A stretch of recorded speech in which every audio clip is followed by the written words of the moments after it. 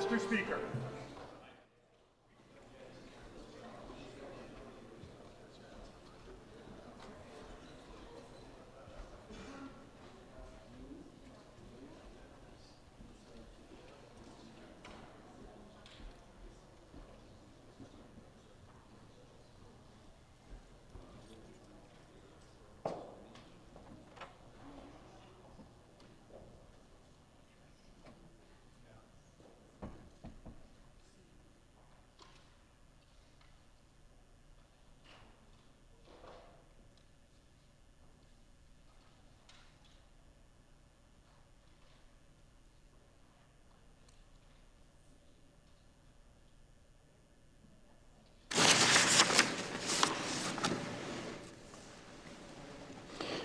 Present us, O Lord, in all our doings with thy most gracious favor, and further us with thy continued help, that in all our works begun, continued, and ended in thee, we may glorify thy holy name, and finally, by thy mercy, attain everlasting life. Amen. Introduction of guests. I recognize the member from Arm River. Thank you, Mr. Speaker. Mr. Speaker, seated in your gallery, to you and through you, in the seated in the West Gallery is a friend of mine and an amazing constituent from Arm River, and actually someone who has connection to this building. Many of you know Grant McClellan. This would be his brother. So hold the booze, please. This is Ian McClellan. Ian McClellan, I have known Ian since he's been actually a kid, and surprisingly enough, we still are friends. He farms near Hofast. He's an incredibly involved young man, brings so much to the community. He is truly an asset to the Hofast area, and you know, highly a character person. His character certainly exceeds his ability to hit a golf ball. But I would like to, with that, welcome Ian to his legislature.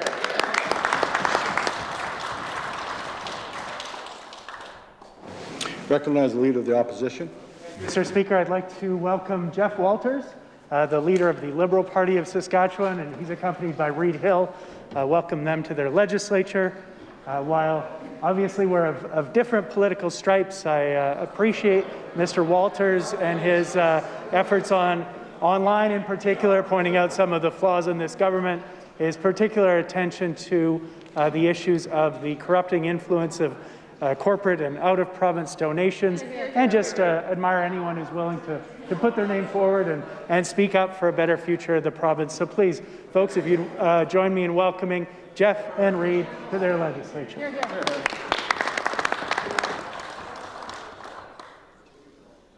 Recognize the Premier. Thank you very much, Mr. Speaker. I'd like to join with the Leader of the Opposition in welcoming Mr. Walters, Jeff Walters, the Leader of the Liberal Party, to his Legislative Assembly.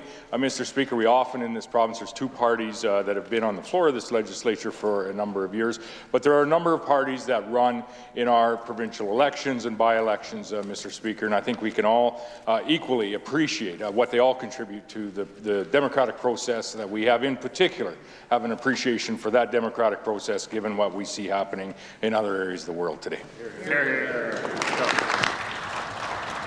Recognize a member from Regina Rosemont. Thank you, Mr. Speaker. To you and through you, it's a pleasure to join in the warm welcome to Jeff Walters. Also a pleasure, and I want to give some recognition to Reed Hill, who's here. Reed Hill is a constituent. He's very active throughout our community, very active on the Walker School Community Council, organizing events and fundraisers and giving back in so many ways. We've had a lot of fun of late at the Walker School Jail and Bail, and most recently with the Chilean Bun Night at the Rosemont Rink.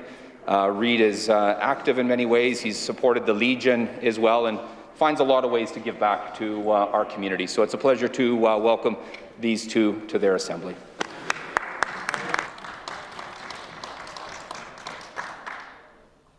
Presenting petitions. I recognize the member from Saskatoon Fairview. Thank you, Mr. Speaker. I rise today to present a petition to the Government of Saskatchewan to restore microbiology lab services in rural Saskatchewan. These citizens wish to bring to our attention that the Government of Saskatchewan is cutting life-saving microbiology testing from the Yorkton Regional Hospital, and samples are sent to Regina now for processing. The Yorkton lab used to process thousands of tests every year. The government says that there won't be a delay in processing, but with only one courier a day from Yorkton to Regina, if you are not there by the cutoff time, your specimen will not get to the Regina lab until the next day. If the roads are impassable due to snow, like we have seen so often lately, samples will not get to Regina in a timely manner. We know that centralization of health services in Regina increases the workload for staff and erodes our community's ability to recruit and retain medical professionals. Lab staff in Yorkton have the skills, expertise, and know-how to get these tests processed in a timely manner. I'll read the prayer. We in the prayer that reads as follows respectfully request that the Legislative Assembly of Saskatchewan call on the Sask Party government to immediately restore rural lab services and ensure that residents of Yorkton and area have community-based microbiology testing on a go-forward basis. This is signed by individuals from Ituna and Melville. Mr. Speaker, I do so present. Recognize the member from Regina Elphinstone Centre. Thank you, Mr. Speaker. I rise today to present a petition calling on the government to fund in vitro fertilization. 1 in 6 couples find themselves needing in vitro fertilization, Mr. Speaker, and as we know, the cost of this assistance is extremely prohibitive. I myself have been in touch with many families and women over the years that have had to rely on in vitro fertilization. The human, the emotional, the financial toll can be considerable. It makes economic sense to invest in making this treatment universally available. It will help to grow our province, which makes economic sense. And of course, access to this kind of treatment should not be determined based on socioeconomic status, Mr. Speaker. So with that, I'll read the prayer.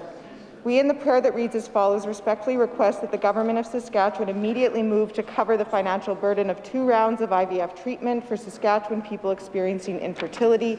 The signatories of this petition reside in Regina, Mr. Speaker. I do so present.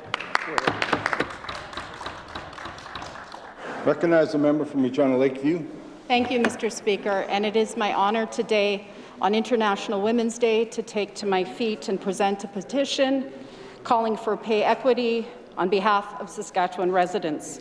Those who have signed this petition and those who have worked tirelessly to achieve this basic measure of equity would like to draw our attention to the following statements.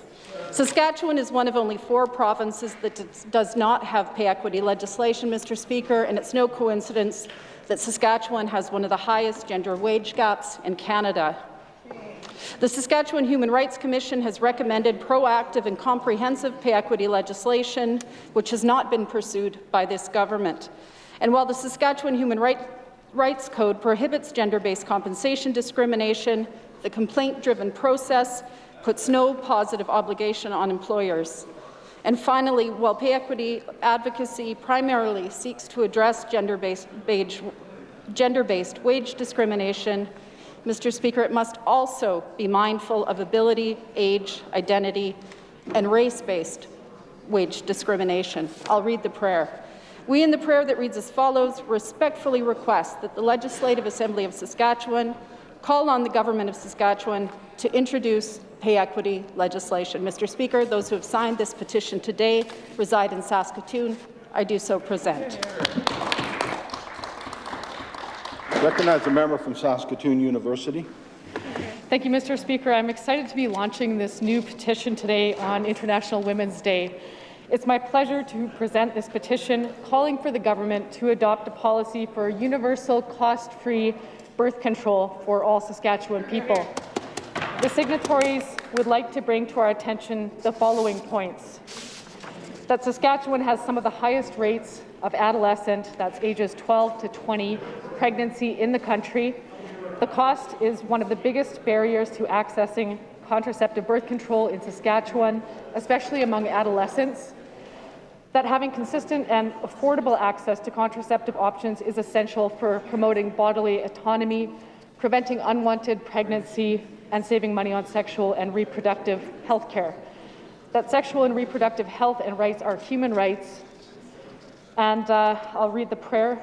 We, in the prayer that reads as follows, respectfully request that the Legislative Assembly of Saskatchewan call on the Government of Saskatchewan to adopt a policy making no-cost prescription contraceptives available to all Saskatchewan people. The petition today, the very first one, signed by folks from Sedley and Regina, I do so present.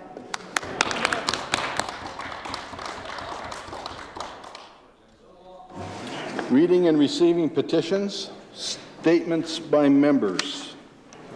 I recognize the member from Saskatoon University. Thank you again. Thank you again, Mr. Speaker. I rise today as well to commemorate International Women's Day in the form of a member statement. International Women's Day is celebrated across the globe to raise awareness about persisting inequities and to promote action on equality for women. Here in Saskatchewan, we have an especially long way to go. We have the highest rates of domestic violence, while our women's shelters continue to be underfunded by this government, with hundreds of women and children turned away month after month. Shamefully, we are one of only 2 provinces that doesn't provide funding for second-stage shelter, so long-term shelter for women and children. Saskatchewan has also among the highest rates of sexual assault in Canada, almost double the national average. Nearly 90% of survivors in Saskatchewan are women. This is not to mention our alarming rates of missing and murdered Indigenous women, girls, and Two-Spirit people. Mr. Speaker, Saskatchewan too has one of the highest gender wage gaps, as we heard, in Canada, and very soon we will once again have the lowest minimum wage, with women making up the majority of minimum wage workers.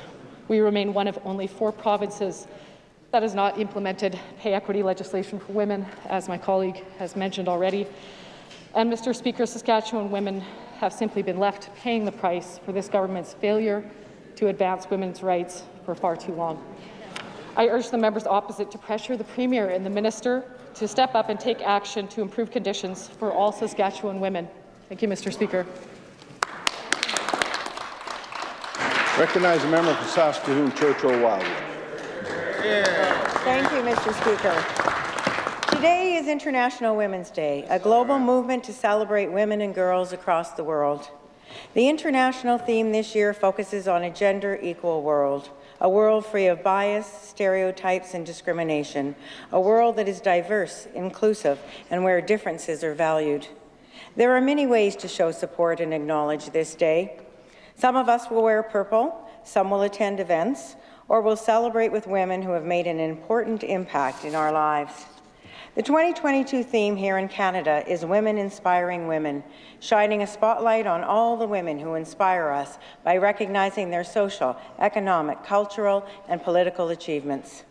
This year, the Status of Women office is highlighting, through a video series, 3 influential women in Saskatchewan who have demonstrated leadership and mentorship.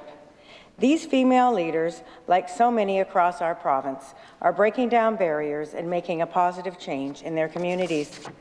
Mr. Speaker, I would like to take this opportunity to thank all women in Saskatchewan for their contributions to building stronger communities and forging women's equality. Thank you.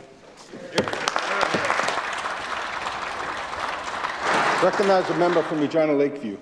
Mr. Speaker, after hearing that the Women's March YQR would be held online this year, some young leaders in our community decided to organize a march all their own.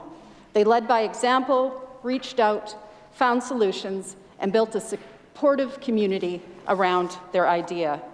As the theme for the march, they chose, "We Won't Back Down."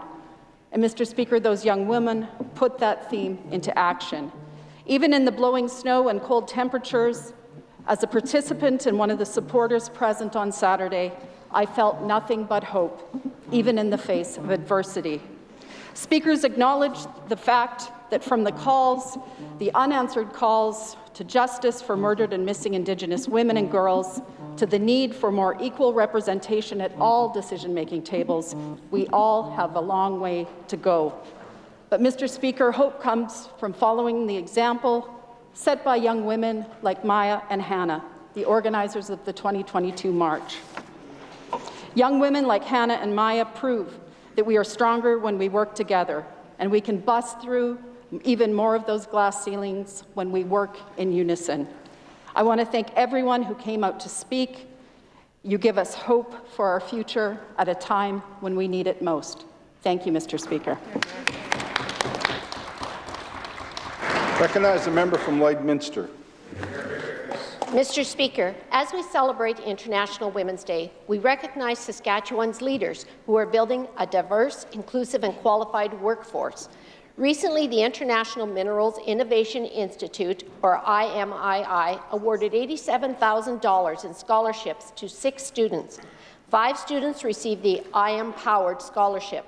These awards support women and Indigenous students with family responsibilities seeking higher education in science and technology.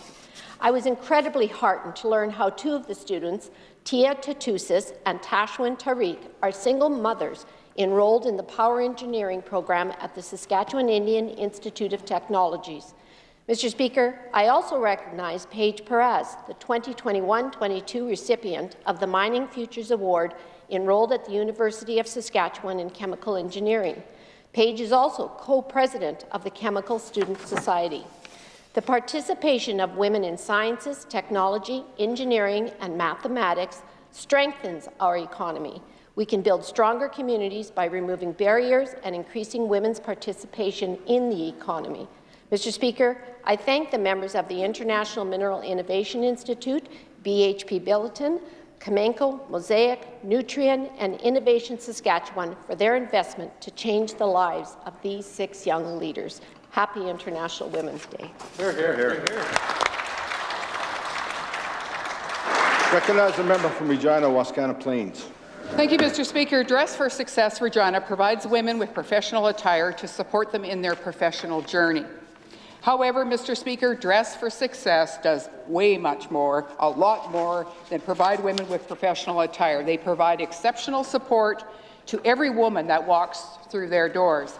The organization allows for an environment where women can be fully prepared and equipped to take on the professional world, be that an interview for a job or attire for a new career, no matter what their economic status. This past weekend, I attended the Empower Her fundraising event hosted by Dress for Success. The volunteers in Regina that devote their time to uplift women are exceptional in their leadership. Dress for Success, along with Dress for Success Worldwide, is a powerful group of women working together with a similar goal in mind: support, uplift, and empower women while breaking down barriers that women across the world face, both economically and professionally. Mr. Speaker, with today being International Women's Day, I believe it's important to highlight and celebrate women who are out there every day. Women are out there working, pushing boundaries, and carving out the way for our future generations. Thank you.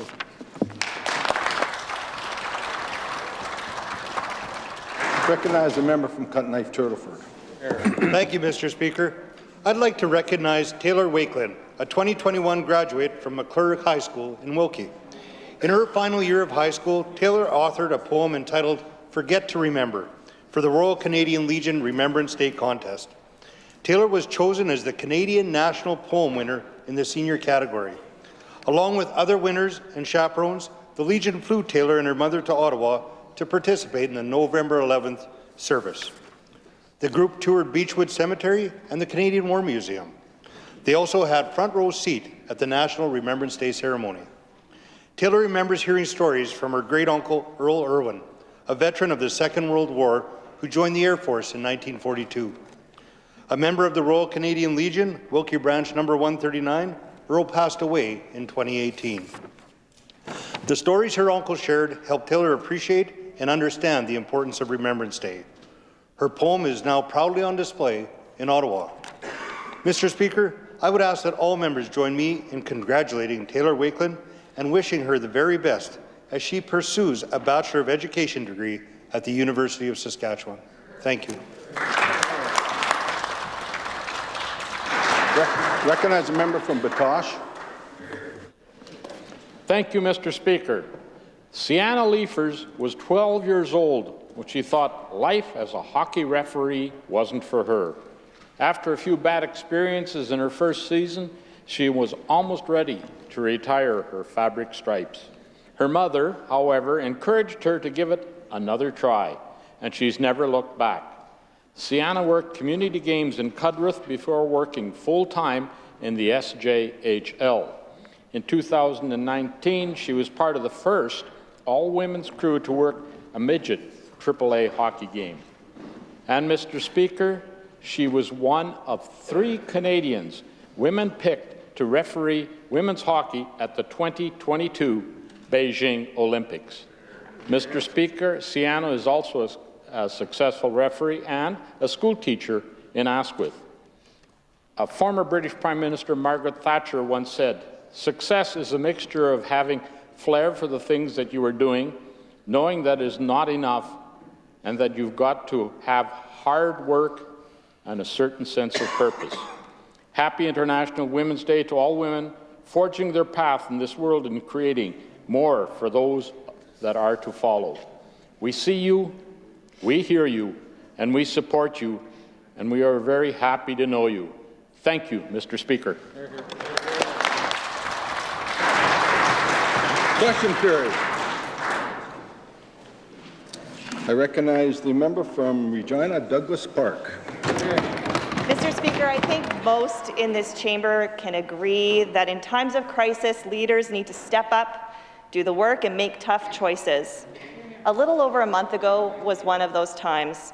Yet, rather than condemning the border blockades that hurt Saskatchewan people and our export economy, the Premier went on national television and said, quote, "It isn't up to me to judge ultimately whether they should or not," end quote. Thankfully, here at the legislature, we did have a leader, our Sergeant-at-Arms. If it wasn't for his leadership, for the effective collaborative approach taken in working with the RPS and the PCC, Saskatchewan could have experienced similar events like those in Ottawa. Will the Premier finally recognize our Sergeant-at-Arms' steadfast leadership, ability to keep this building and the people in it safe, and scrap Bill 70? Hear, hear. Recognize the Minister of Corrections, Policing, Public Safety and Firearms Secretariat. Thank you, Mr. Speaker. As I stated in the fall session of the legislature, we are indeed living in changing times, not necessarily for the better, Mr. Speaker. Bill 70 expands the jurisdiction of legislative security resources for security officials. As the recent Freedom rallies demonstrated, combining and sharing resources can work to maintain security here on the legislative grounds, while also balancing an inherent right of people to protest. The people that work and visit this building and surrounding grounds deserve to feel safe, and that's exactly what our government intends to do. Thank you. Recognize the member from Regina Douglas Park. Mr. Speaker, what the blockades showed us was that these guys know how to do their job. Time and time again and again today, government members stood up in this chamber multiple times on Bill 70, and each time no logical, rational explanation as to why this bill is needed or even what the plan is once it is passed. Mr. Speaker, they've had 3 months now. Surely by now they've done their homework.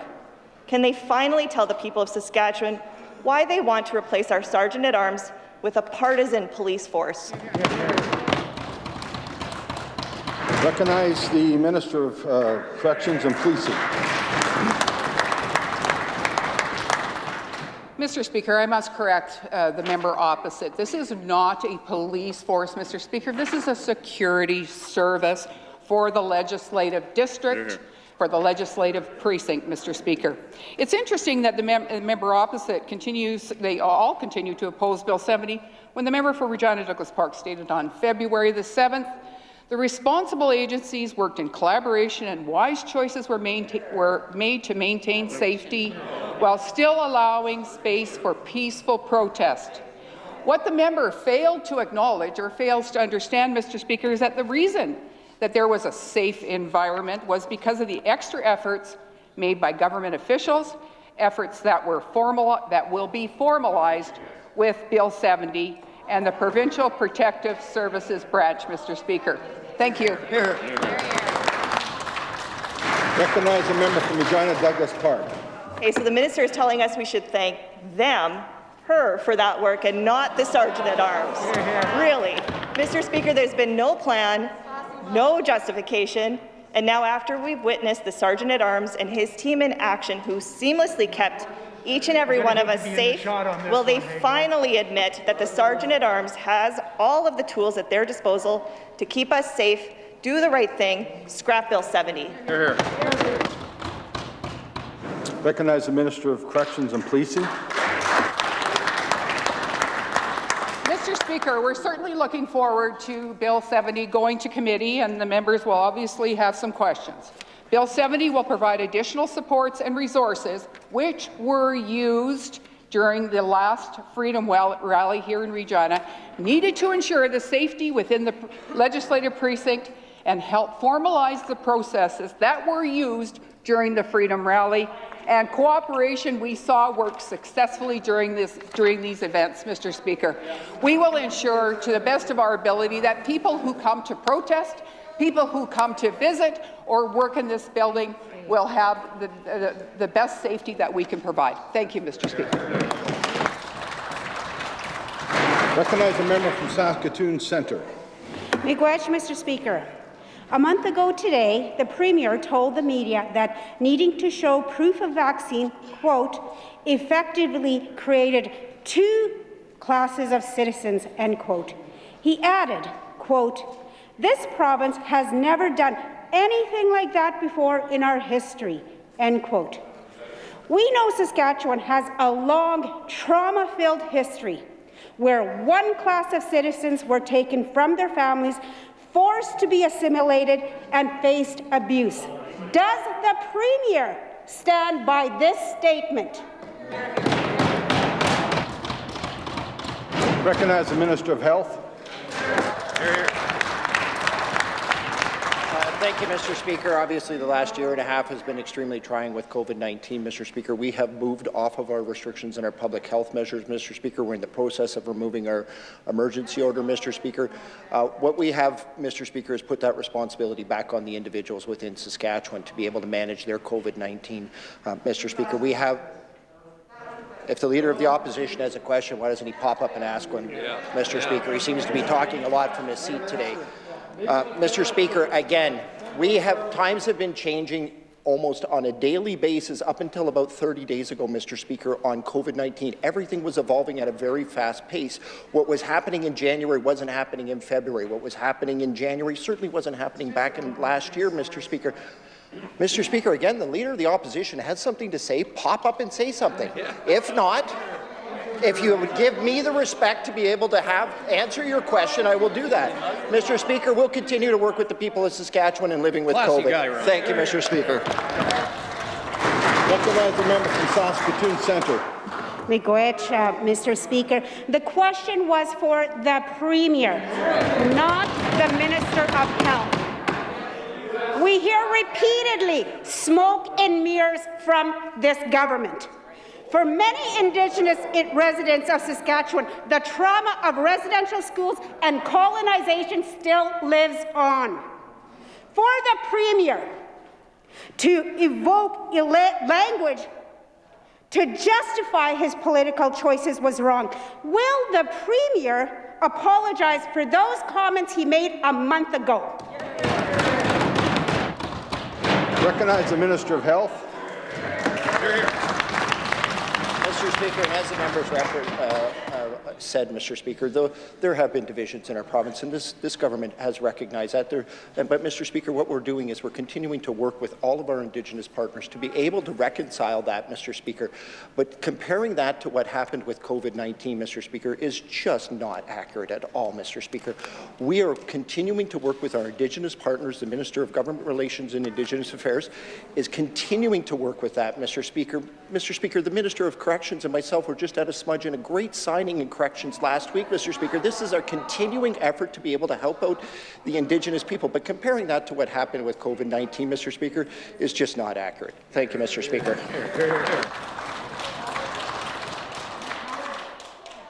Recognize a member from Saskatoon Fairview. Incredibly disappointed in this Premier, Mr. Speaker. To the Minister of Health, how many people are currently in hospital with COVID-19? How many are currently in intensive care? And how many Saskatchewan people were lost to COVID-19 in the last 24 hours? Recognize the Minister of Health. Thank you, Mr. Speaker. I'll inform the House and the members opposite know that I do not get that information on a daily basis, Mr. Speaker. That is provided to me on Thursdays, just like the general public, Mr. Speaker. That was the recommendation of Dr. Shahab, and that's what we accepted, that recommendation. What I can inform the House is what happened last week, Mr. Speaker, is we did have 1,100 new cases, Mr. Speaker. We had 353 people in hospital, and out of those, 151 of them were COVID admissions that actually came in with COVID symptoms. That was a clinical diagnosis of that of them arriving at our hospital. But what I can also inform the House, Mr. Speaker, is our healthcare system does have some challenges right now. But we are at 91% capacity within our healthcare system, Mr. Speaker. Overall, 80% capacity within our ICU units, Mr. Speaker, across the province. We do have our challenges, Mr. Speaker, but we're in much better shape than we were a few months ago. Thank you, Mr. Speaker. Recognize the member from Saskatoon Fairview. Minister of Health has those numbers, Mr. Speaker, and he's choosing not to provide them. This is a political decision that he has made to not ask to receive them, Mr. Speaker. The Premier and the Health Minister say one thing and experts say another. At last week's physician town hall, physician leaders shared that our hospitalizations were at, quote, highest levels ever. They also shared that Regina's acute medicine capacity was at 104%. In Saskatoon, acute care was at 145% capacity. 145%, Mr. Speaker. This is absolutely information that Saskatchewan people should know. Again, will the minister commit to daily reporting of numbers so Saskatchewan people can make informed choices to keep themselves safe? Hear, hear. Hear, hear. Hear, hear. Recognize the Minister of Health. Thank you, Mr. Speaker. And unlike the members opposite, Mr. Speaker, I have faith in the Saskatchewan people to be able to make the decisions. If they are feeling symptomatic, Mr. Speaker, they can go and get the rapid test. As we've distributed over 18 million rapid tests, Mr. Speaker, that are at over 630 locations throughout the province, Mr. Speaker. We also have access to antibodies and monoclonals, Mr. Speaker, to be able to make sure that anybody that comes in that does have COVID, and we've been able to distribute that, Mr. Speaker, to make sure that people don't come in presenting COVID or if they with COVID symptoms, Mr. Speaker. And if they do, Mr. Speaker, they can be prescribed this and monitor it at home. I don't know why the members opposite are stuck on this, Mr. Speaker. Dr. Shahab has recommended this, Mr. Speaker. Other provinces, maybe if the members opposite listen, other provinces, Nova Scotia, Prince Edward Island, British Columbia, New Brunswick, Newfoundland, and Labrador are all either there or moving to weekly reporting. Thank you, Mr. Speaker. Recognize the member from Regina Lakeview. I guess the frontline physicians have it wrong, Mr. Speaker. Gas prices are up in Saskatchewan today, nearly $1.70 in Regina, and that's $4 more to fill a tank today than it was yesterday. And it's another day with no solutions from the Sask Party government to provide relief at the pump. We owe it to Saskatchewan people to help when times are tough, and the government has a role to play. Will the government help Saskatchewan people weather the current storm and signal a gas price relief plan today? Recognize the Minister of Finance.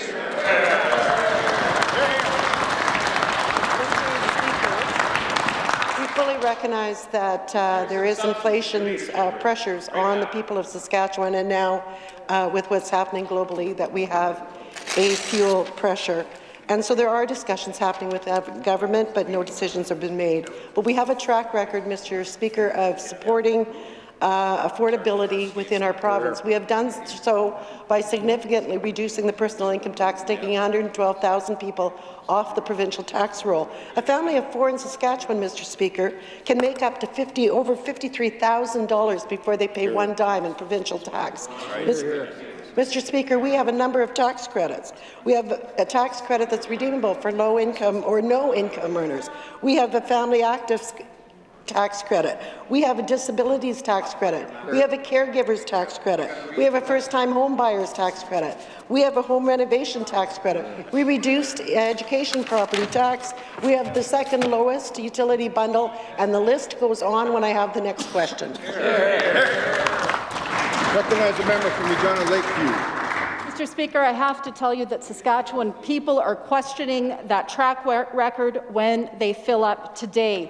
The only growth plan that I see from the Sask Party government is the growing cost of living, Mr. Speaker. Meanwhile, the government is padding its coffers with skyrocketing resource revenue income and gas taxes. We're taking in hundreds of millions of dollars more than projected at mid-year, Mr. Speaker, and this can be good news, but in extraordinary times,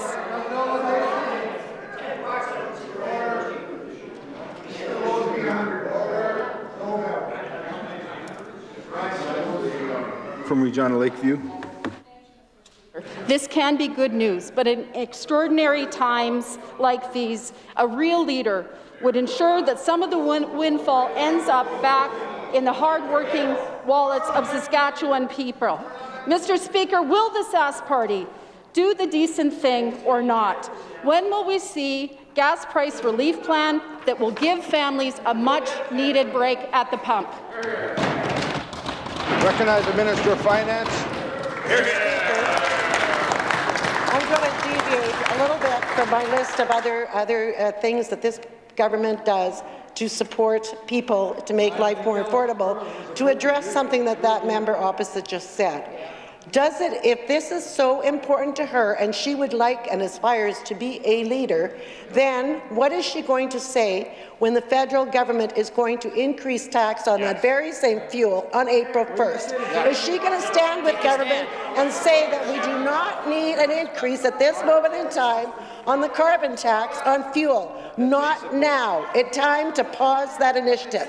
Is she going to stand with this government and promote pipelines so that we can have energy security in our country, in our province and in our country? Does she realize now the importance of energy security, and does she support pipelines, and will she stand against the federal government's blocks to pipelines again and again and again?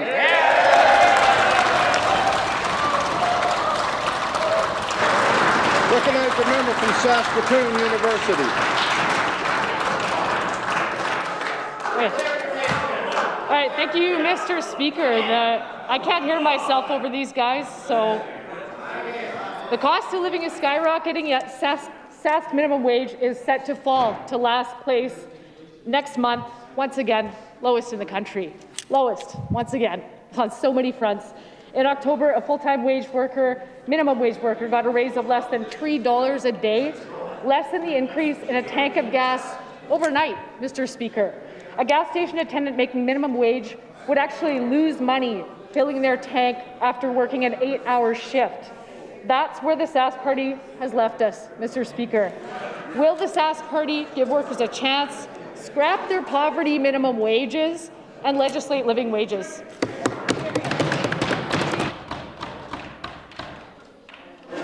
I recognize the Minister of Crown Investment Corporation. Thank you, Mr. Speaker. Some years ago, our government adopted a formula to adjust minimum wage every year, so there's predictability for employers and for employees. Endorsed by you. It was endorsed by the government and the member's opposite at the time. Mr. Speaker, we have made 13 successive increases since we've been government, a 49% increase since 2007. It is reviewed annually by using an indexation formula based on an equal weighting of changes to the Consumer Price Index and the average hourly wage for the province. The formula is objective. It offers predictability. In addition, Mr. Speaker, to the 13 straight minimum wage increases, our government has removed over 100,000 people from the provincial tax rolls, allowing people to keep more of their income in their pockets. Mr. Speaker, in January 2022, we had gained 24,600 jobs from the same period last year. Mr. Speaker, our province has the 4th highest average weekly earnings of any province in Canada. I recognize a member from Saskatoon University. Predictable poverty, Mr. Speaker. That's what this government has to offer working-class people in Saskatchewan. Mr. Speaker, the government's attitude towards regular working people is unbelievable.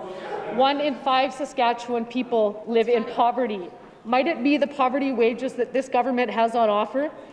They point to something like the home reno tax credit or income tax brackets, which is out of touch with tens of thousands of minimum wage workers that can barely make rent, fuel up, and just the basic of feeding their families, the basic needs. Why won't this government do their job and make life more affordable for Saskatchewan people with living wages? Recognize the Minister of Crown Investments Corporation. Mr. Speaker, our government has worked hard to keep things affordable for all people in our province. We have some of the lowest utility rates in Canada, Mr. Speaker, and our government has worked to take people off the tax rolls. So we've taken over 100,000 people off the tax rolls, so those people have the dignity of a job and careers that are starting to move on. Mr. Speaker, we're doing that to try and protect the economy, to help people claw their way out of the pandemic. Mr. Speaker, I'd like to quote former NDP Labour Minister Deb Higgins. This is what she said about increasing the minimum wage. That's their former member. She said, and I quote, "Increases to the minimum wage must balance the needs of minimum wage earners with the need for our province to be economically competitive." Mr. Speaker, that was in a government news release October 2002. Wow. Mr. Speaker, she went on to say that her increases were modest and that they help economies. And Mr. Speaker, that's what we want to do. That's what we need to do. We want to continue to have economic growth in our province. Recognize the member from Regina Elphinstone Centre. Good to hear the Minister of Justice drawing back in time to a time when I was 17 years old. Get real. This government has been here for 14 years, Mr. Speaker. Mr. Speaker. I had hair in 2002. Mr. Speaker, I toured the province, talking to Saskatchewan people about the housing crisis in this province and the now notorious CIS program. I heard the same thing over and over. CIS is not working, and people are struggling more than ever. On January 24th, I provided this report to the minister with an invitation to meet with me to discuss it. I finally got a response yesterday. She won't take a meeting, and apparently everything's well in hand, Mr. Speaker. Incredible. When will this minister show some humility? When will she respond to the overwhelming chorus of people crying out for solutions, begging this government to make meaningful changes and overhaul CIS today? Hear, hear. Hear, hear. Recognize the Minister of Social Services. Well, thank you, Mr. Speaker, and I thank the member opposite for the question.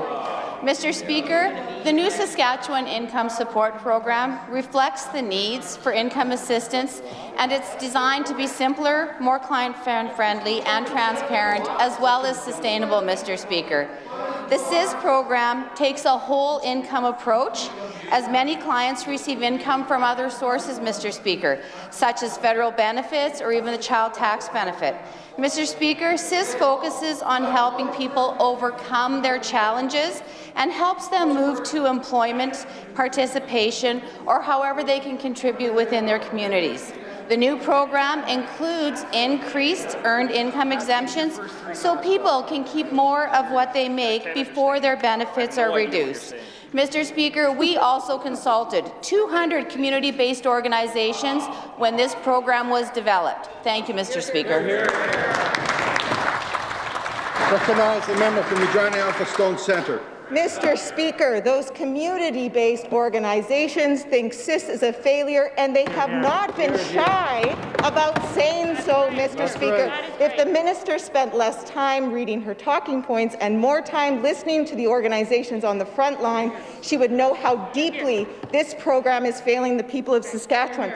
The cost of living has skyrocketed, Mr. Speaker. More and more people are having to choose between paying their rent and putting food on the table. 1 in 5 Saskatchewan people living in poverty, 1 in 4 children, Mr. Speaker. Children. Things are not getting better, they're getting worse. With so much at stake, will the minister agree to scrap the failed CIS program and create something that works? At the very least, will she agree to meet with me to discuss my report? Hear, hear. Hear, hear. Recognize the Minister of Social Services. Thank you, Mr. Speaker, and once again, I do thank the member opposite for the question. Mr. Speaker, we directly address poverty in Saskatchewan through our income supports and housing programs. We continue to work with our community partners to find better ways to support these low-income individuals, families, and seniors, Mr. Speaker. Since 2007, we have increased our investment in income assistance by 92%, increased seniors' income plan benefits 8 times, Mr. Speaker, and invested $6 billion into direct income supports. Mr. Speaker, Saskatchewan's income assistance rates are similar, if not better, than those provided in other provinces. After we introduced the Saskatchewan Income Support Program in July 2019, our ranking in the Maytree report increased in 3 of 4 categories, placing us among the top provinces in Canada in providing for people's basic needs. Thank you, Mr. Speaker. I recognize the member from Regina Elphinstone Centre. Mr. Speaker, I've heard this before. It's quoted word for word from the letter I got yesterday, the boilerplate letter. I'm glad the minister brought up Maytree. Maytree policy advisors were quoted just last week in an article on the CIS program as saying these rates do not even afford people a life of dignity. That's what Maytree policy advisors have to say about this program, Mr. Speaker. It is not assisting people. It is ripping the rug out from under them. There is currently a poster being posted around Regina with Minister Carr dressed as Waldo. People want to know, where is she? Where is she on this? Thank you, Mr. Speaker. Recognize the Minister of Social Services. Thank you, Mr. Speaker. Mr. Speaker, we take the issue of poverty in this province very seriously. Earlier, she referenced child poverty in the province of Saskatchewan. In 2007, we were at about 30% poverty within that bracket, and today we're at 26%. Mr. Speaker, there is so much more work to be done, but I truly believe with the work of the officials over at the Ministry of Social Services and our programs that we'll be able to help people lift themselves up out of poverty and give them the dignity they need to move forward. Thank you, Mr. Speaker.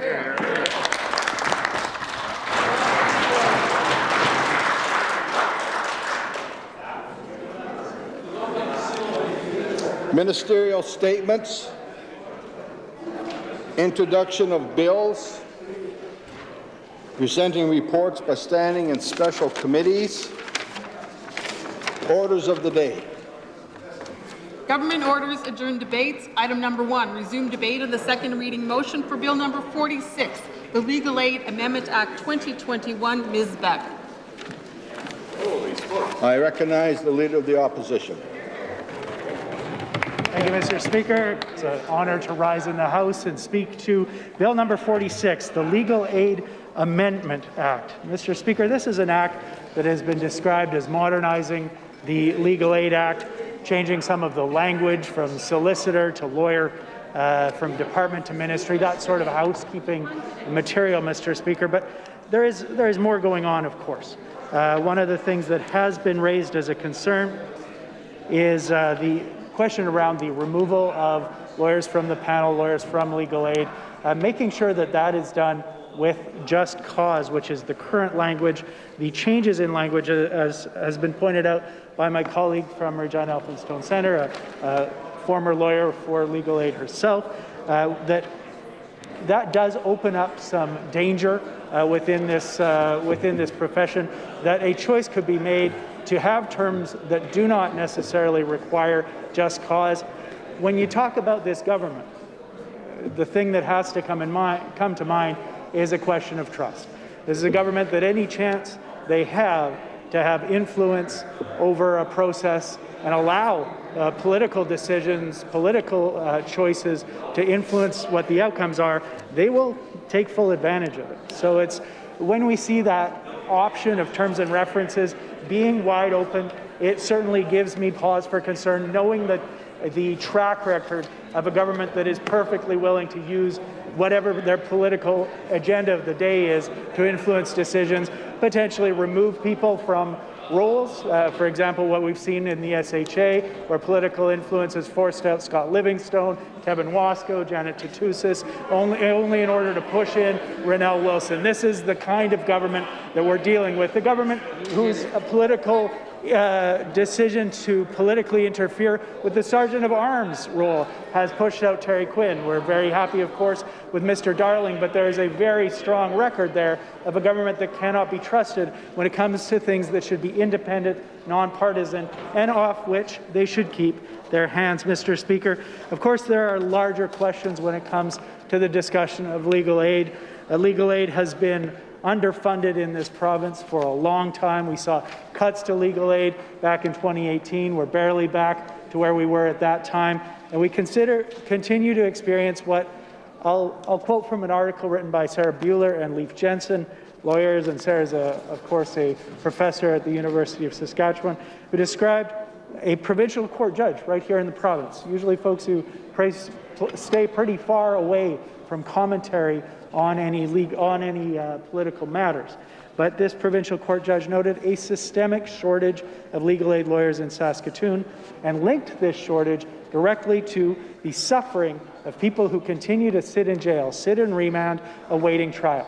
This is a situation that has been ongoing in this province and continues to be a huge problem.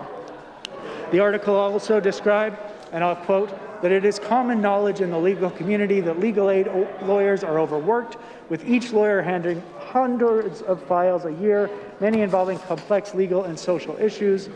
Furthermore, legal aid's restrictive income eligibility and scope of service requirements mean that increasing numbers of vulnerable people are left to navigate the complicated justice system on their own. And I think this is where the crux of the larger discussion around legal aid needs to go. We see the report spearheaded by former Supreme Court of Canada Justice Thomas Cromwell that referred to our justice system resulting in the situation where, and I quote, individuals with lower incomes and members of vulnerable groups experience more legal problems than higher income earners and members of more secure groups.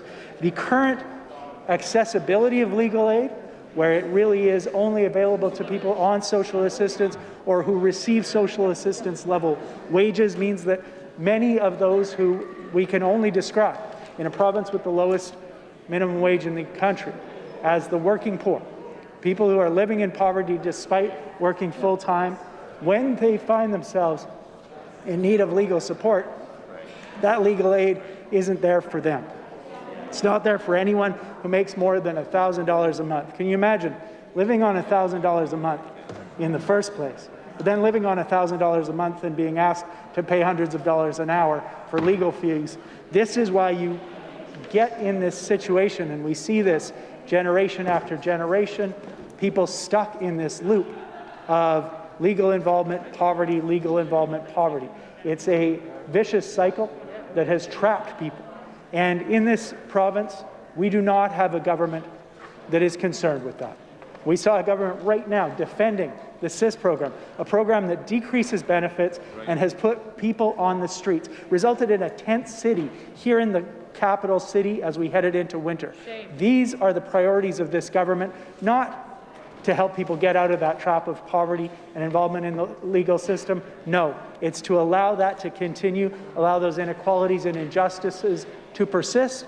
That is, there's a saying, if you want to know what a system is designed for, look at the results. The system this government is designing is getting the results of more people in poverty, more people in legal trouble, and so when I talk about Bill number 46, while the changes considered here, certainly we need to consider and look at more deeply, I think a much larger question needs to be asked about the values of this government and how they view legal aid, assistance to those in poverty, and our overall approach to addressing the serious inequalities that continue to persist here in Saskatchewan. With that, I will adjourn debate on Bill number 46. The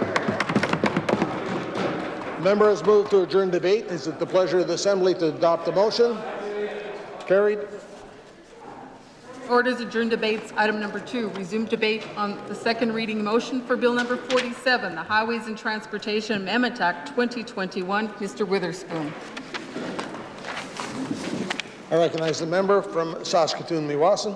Mr. Deputy Speaker, as we talk about Bill 47, the Highways and Transportation Amendment Act, I think my mind goes, as does the mind of many in our province as we think about this, out on the road. Take a trip around the highways of this province where we have been on the road again, as the minister mentions. And I was thinking about Highway 155. We've got a new member who says he's got a seat at the table. Well, when I go up this summer to Highway 155, I want to see those potholes fixed, because the potholes are the size of a pickup truck. It's a huge mess. When you drive, especially north from Buffalo Narrows to La Loche, the Northwest has been ignored by this government for decades, and let's see if they are true to their word. But why would it have to be that way? And I asked the member for Cumberland to think about this. Why would it have to be that you have to be in government for this government to care about the people of that region? Why do you have to be in the Sask Party? Why do you have to have a Sask Party MLA for this government to care about the roads that go through your communities? This is the reality under this government. They pick and choose who they want to help. They pick and choose who they want to serve, and they do it based along... Order! Order! Order! I recognize the member from Saskatoon-Meewasin. A government that is perfectly willing to tell people that if they vote against them, then they won't get services. What does that say about the values of this government? Because that's the message that's coming across. Mr. Speaker, Mr. Deputy Speaker, coming back to the bill at hand, the questions of highways are extremely important. Now, whether you're driving your kids to their game, whether you're taking elders to their appointments, whether people have to get access to health care from rural and remote areas, the state of our highways all across this province is increasingly disastrous, Mr. Speaker. And so I would certainly urge this government to, as we're considering this question of Bill 47, make sure that the consultation is real.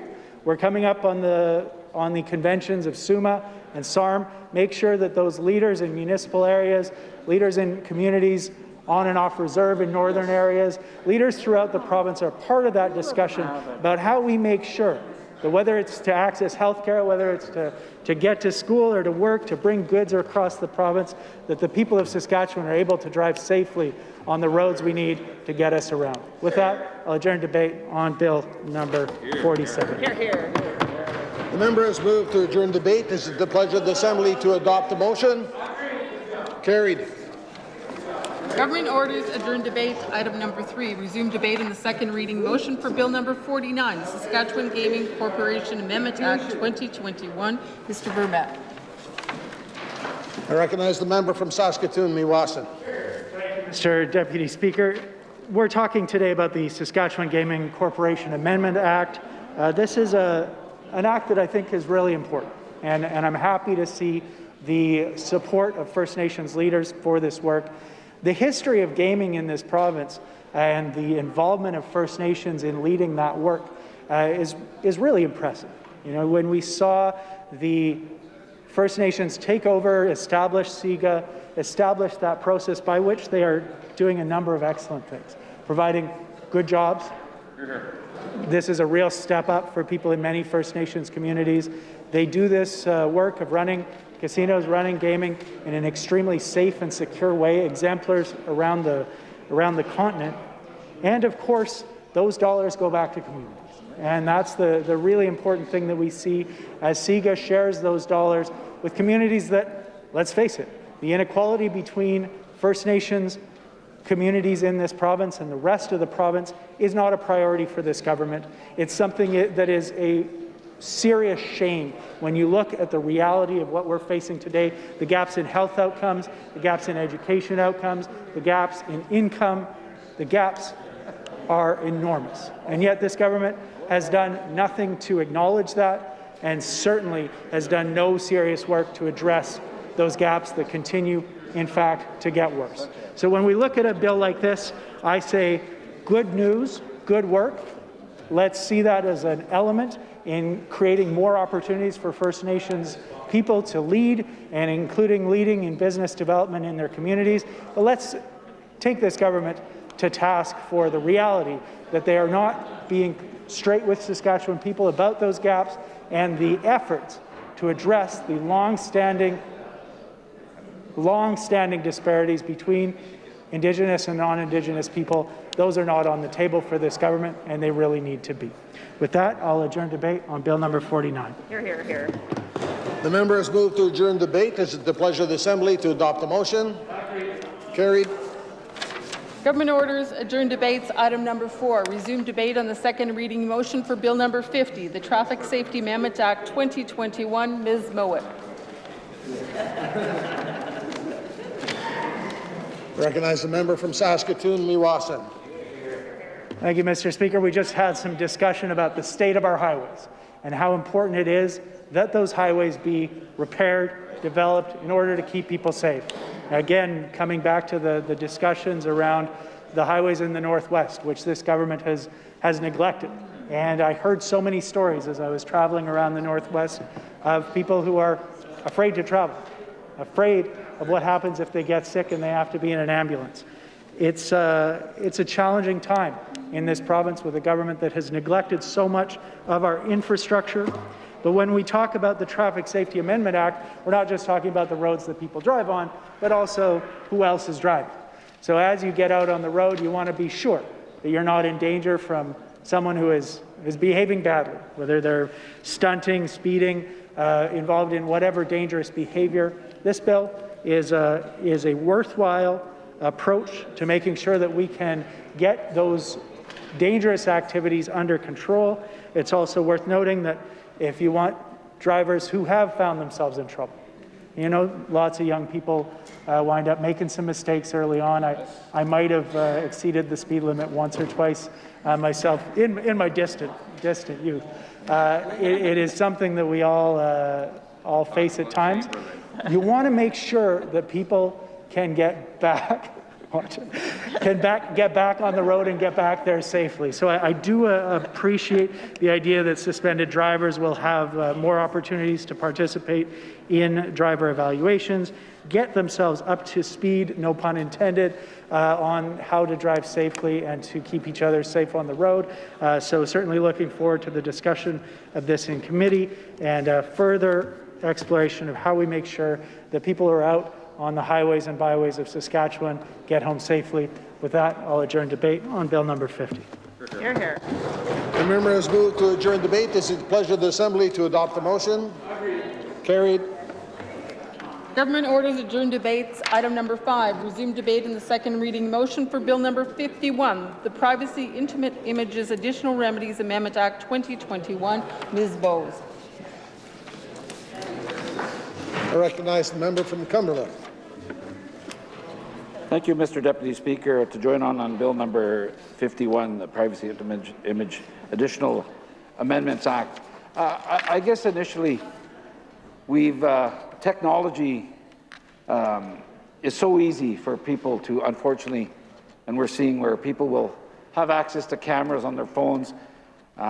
Today, I don't know if people understand, and it is shocking sometimes to hear people that are taken advantage of in our province, young people, people who don't realize maybe something that they're sharing with somebody else. And I think it's time that legislation be harder, that we improve things as a province to protect people, young people, anyone. I guess some people will share images, and for whatever reason, somebody might talk them to do it, might convince them that share these images or whatever. But it's so sad to see some of the people that have been impacted by a picture going out there when they didn't intend it for that. It was for private, and just to see the damage it can do. People take their lives because of it. Mental health, the challenges that impact so many people that did not know what they were doing. Maybe they're too young. Maybe they don't understand the technology, and it's tough. But I think it's time that we make sure we hold people accountable. And should somebody share images of somebody else, that they have to try to get those images off and try to get those images and retrieve those. And I think government is trying to say they're hearing maybe on this legislation. I hope they've consulted with a lot of people. Maybe they've consulted with the families, young people, anyone that's been has dealt with this, whether it's going through the courts, whether somebody gets charged, that people are held accountable. It's so important. They may not understand, young people, but they all of us have to be held accountable. And sometimes people do, like I said, do things out of the moment and for whatever reason, but have no idea of the consequences. And this is a chance, I think, for government to make sure we get it right, to try to protect people. Mental health is so many challenges our young people. Technology is unreal. I just cannot believe some of the technology, the way these young people use it. I just bewilder my grandkids, and I just can't get over it. I look at them and they're going here and there, and I just finally just say, no, I can't even understand it. But unfortunately, sometimes that puts them in a situation where, we got to try to protect them as best we can. They're young, and like I say, I've said, I don't have a lot more to say. I just think we have to make sure we consult, Mr. Deputy Speaker. We have to make sure that we get this right as best we can to protect people, so we don't lose anyone to suicide because of their mental health, because of something they didn't understand when they were younger, and they're older, and something comes up, and all of a sudden, it sure can affect their life. So I just hope we get this right, we consult, and we do what we can to change the amendments and the legislation to make it harder and try to give some protection if we can. So on that note, Mr. Deputy Speaker, I'm prepared to adjourn debate on Bill number 51. The member has moved to adjourn debate. Is it the pleasure of the Assembly to adopt the motion? Carried. Government orders adjourn debates. Item number 6. Resume debate on the second reading motion for Bill number 52, the Automobile Accident Insurance Amendment Act 2021. Mr. Vermette. I recognize the member from Regina Rosemount. Thank you. Thank you, Mr. Speaker. I'll be brief here with respect to Bill number 52, the Automobile Accident Insurance Amendment Act 2021. I've already spoken to this bill in this Assembly. I know our critic has been engaged with stakeholders on this front, and she'll certainly be following up through committee to represent the best interests of Saskatchewan people. And so we look forward to that engagement at committee. As always, as the official opposition, as the Saskatchewan NDP, we'll be here to fight for people and look to strengthen and improve legislation at every turn.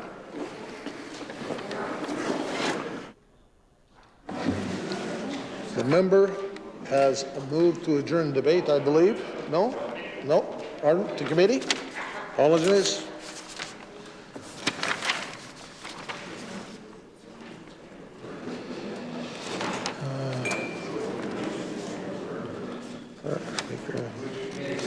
To which committee shall this bill be? Pardon me. Sorry. There we go.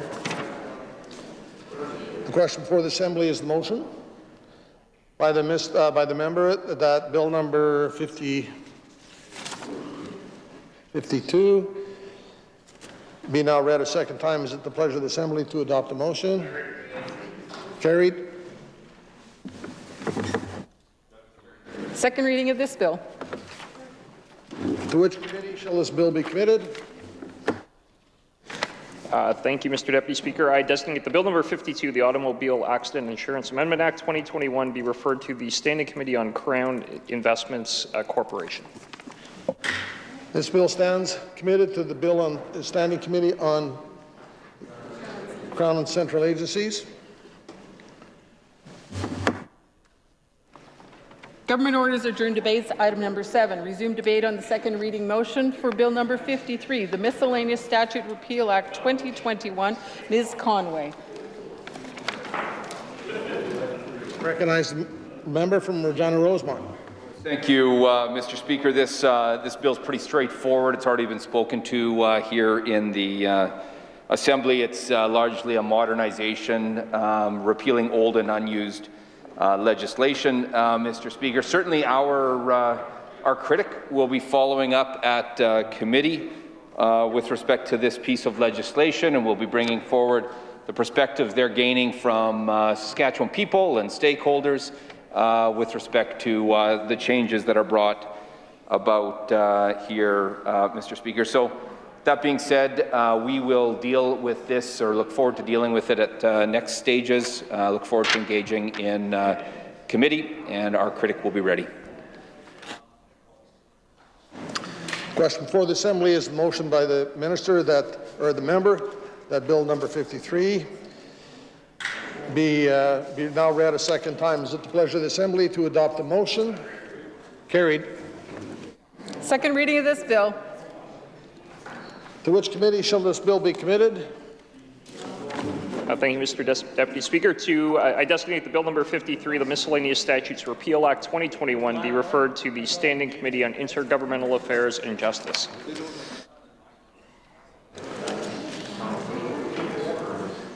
This bill stands committed to the Standing Committee on Intergovernmental Affairs and Justice. Government orders adjourn debates. Item number 8. Resume debate on the second reading motion for Bill number 54, the Miscellaneous Statute Remote Witnessing Amendment Act 2021. Ms. Conway.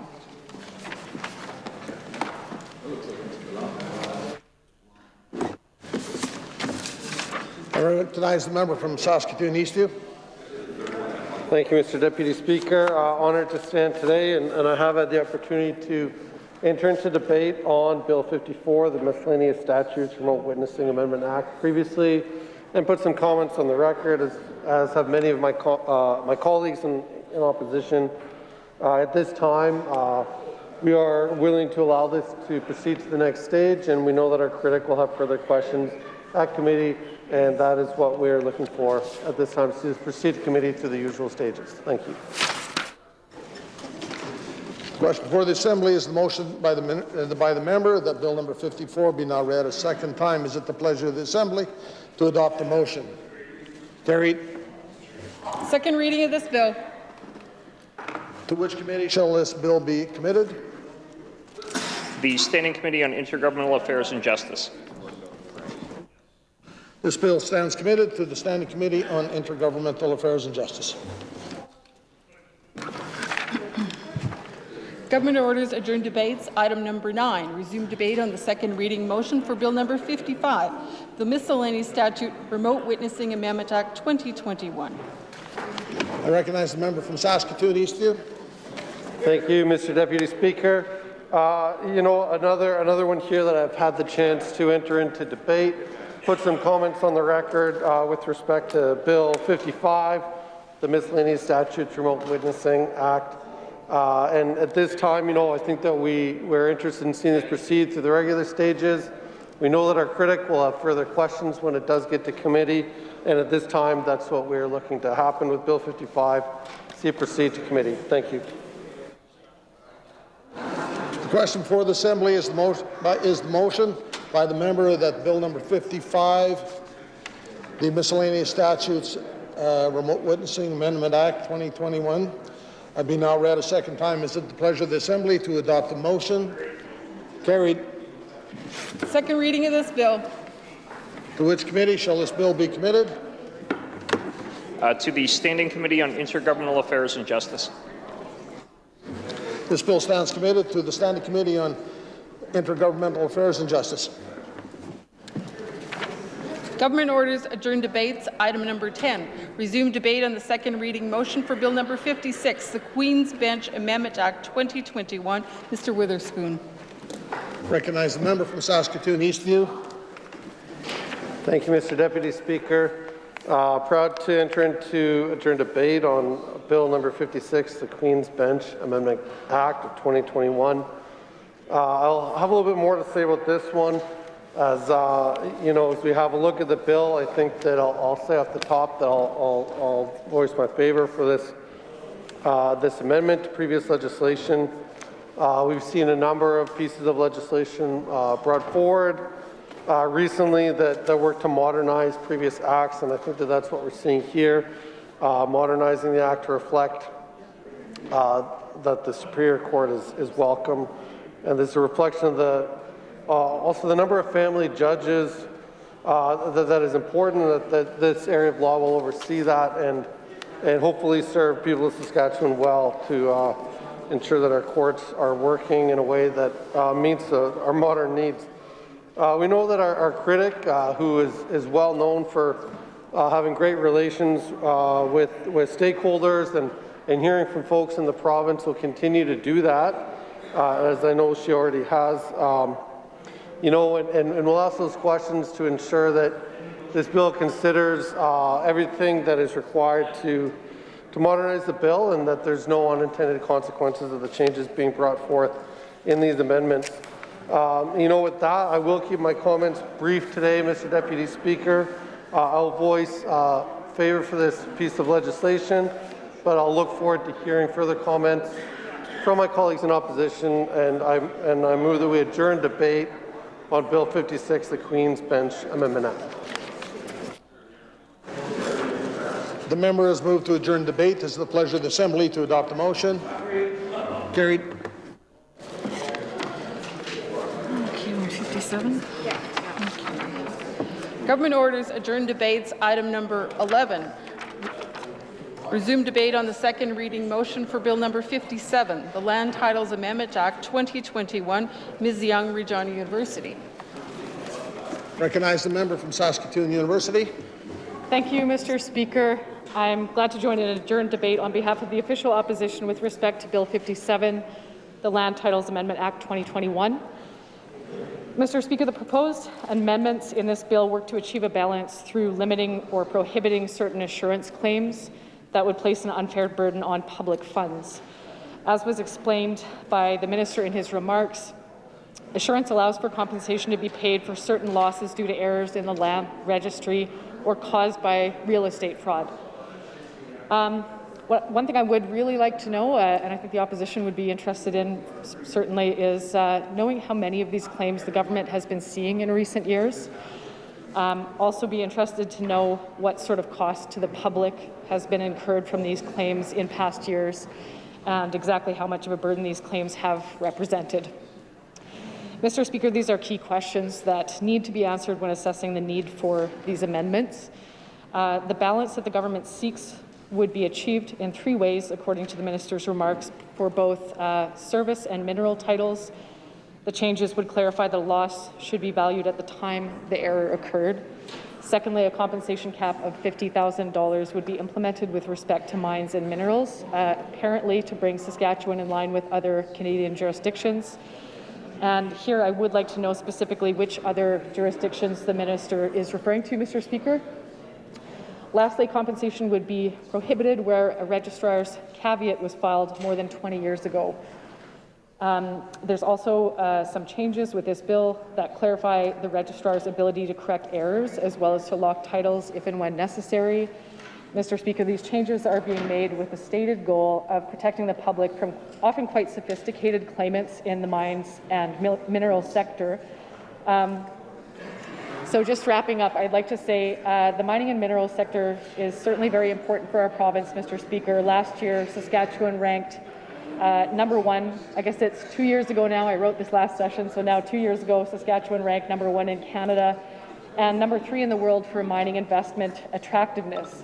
In 2020, the mining and quarrying sector contributed an incredible $8.92 billion in GDP to the province. Mr. Speaker, as the previous critic for innovation, I had the pleasure of meeting with the fine folks at the International Minerals Innovation Institute, along with a member for Saskatoon-Nutana. This was a fantastic opportunity to learn more about the mining and minerals sector in our province. IMII is a nonprofit organization committed to developing and implementing innovative education, training, research, and development partnerships for supporting a world-class minerals industry. It was established in 2012 with the objective of supporting and sustaining Saskatchewan's minerals industry for the long-term benefit of our province, which is what we all want to see. Mr. Speaker, the critic for this bill will, I'm sure, have many more detailed questions once the bill moves to committee and once she's had the proper opportunity to consult with relevant stakeholders. And so with that, Mr. Speaker, I will move that we adjourn debate on Bill 57, the Land Titles Amendment Act 2021. The member has moved to adjourn debate. Is it the pleasure of the Assembly to adopt the motion? Carried. Government orders adjourn debates. Item number 12, resume debate on the second reading motion for Bill number 58, the Securities Amendment Act 2021. Ms. Bowes. I recognize the member from Saskatoon Centre. Thank you for this opportunity to stand again today to speak on a bill. I won't say much about this, as many of my colleagues have already shared and offered their input into this. So from reading the bill like this, I'm pleased that they're looking at more electronic filing and delivering documents. It is also an opportunity for this bill to prohibit false and misleading promotional activities in capital markets industries. But what I would like to hear more about is more about the regulations that accompany this proposed legislation, and many of the details hopefully will be there. And also, I guess I would be curious to know how many stakeholders or interested parties have been consulted or engaged in this process. Having said that, I know that the critic in this area will have more questions to ask in the committee. So with that, I'm okay with moving this bill along the process. So, Mr. Deputy Speaker, I move to adjourn debate on Bill number 58, the Securities Amendment Act 2021. Gwitch. The member has moved to adjourn debate. Is it the pleasure of the Assembly to adopt the motion? Carried.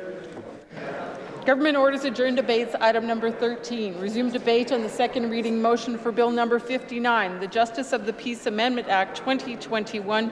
Ms. Beck.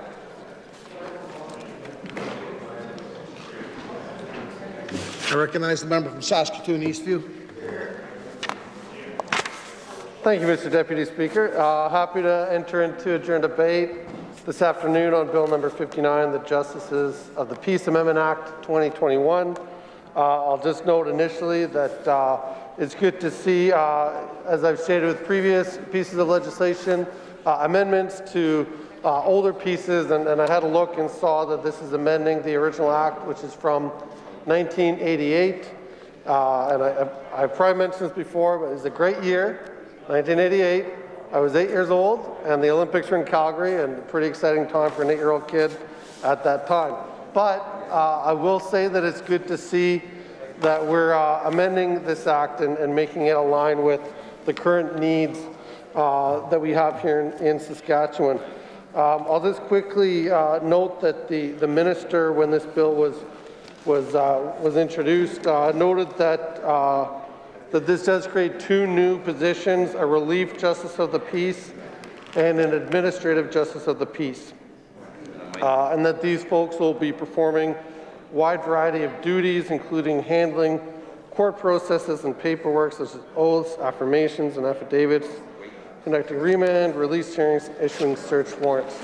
Well, I'm no expert on the law, Mr. Deputy Speaker, but those sound like important duties, and I'll voice favor for this bill. Seeing that that this will provide some relief. In particular, will allow current justice of the peace to continue working until they're 75, but only to supplement regular justice of the peaces. And that it also, provides a little bit of relief opportunity when workload is overwhelming or untenable for different, variety number of reasons. I think it appears to be a good change, and based on that and my first look at the bill, I'll voice support for the amendments being made here to this legislation. But I will look forward to hearing the comments brought by my colleagues in opposition, both now and when this does eventually proceed. But at this time, I'll move that we adjourn debate on Bill 59, the Justices of the Peace Amendment Act. Thank you. The member has moved to adjourn debate. Is it the pleasure of the Assembly to adopt the motion? Carried. Government orders adjourn debates. Item number 14. Resume debate on the second reading motion for Bill number 61, the Post-Secondary Education and Skills Training Act 2021. Ms. Mowat. I recognize the member from Regina Rosemont. Thank you, Mr. Speaker. I'll weigh in briefly to a piece of legislation that deserves significant scrutiny at this point in time from the Sask Party government. That's Bill number 61, the Post-Secondary Education and Skills Training Act 2021.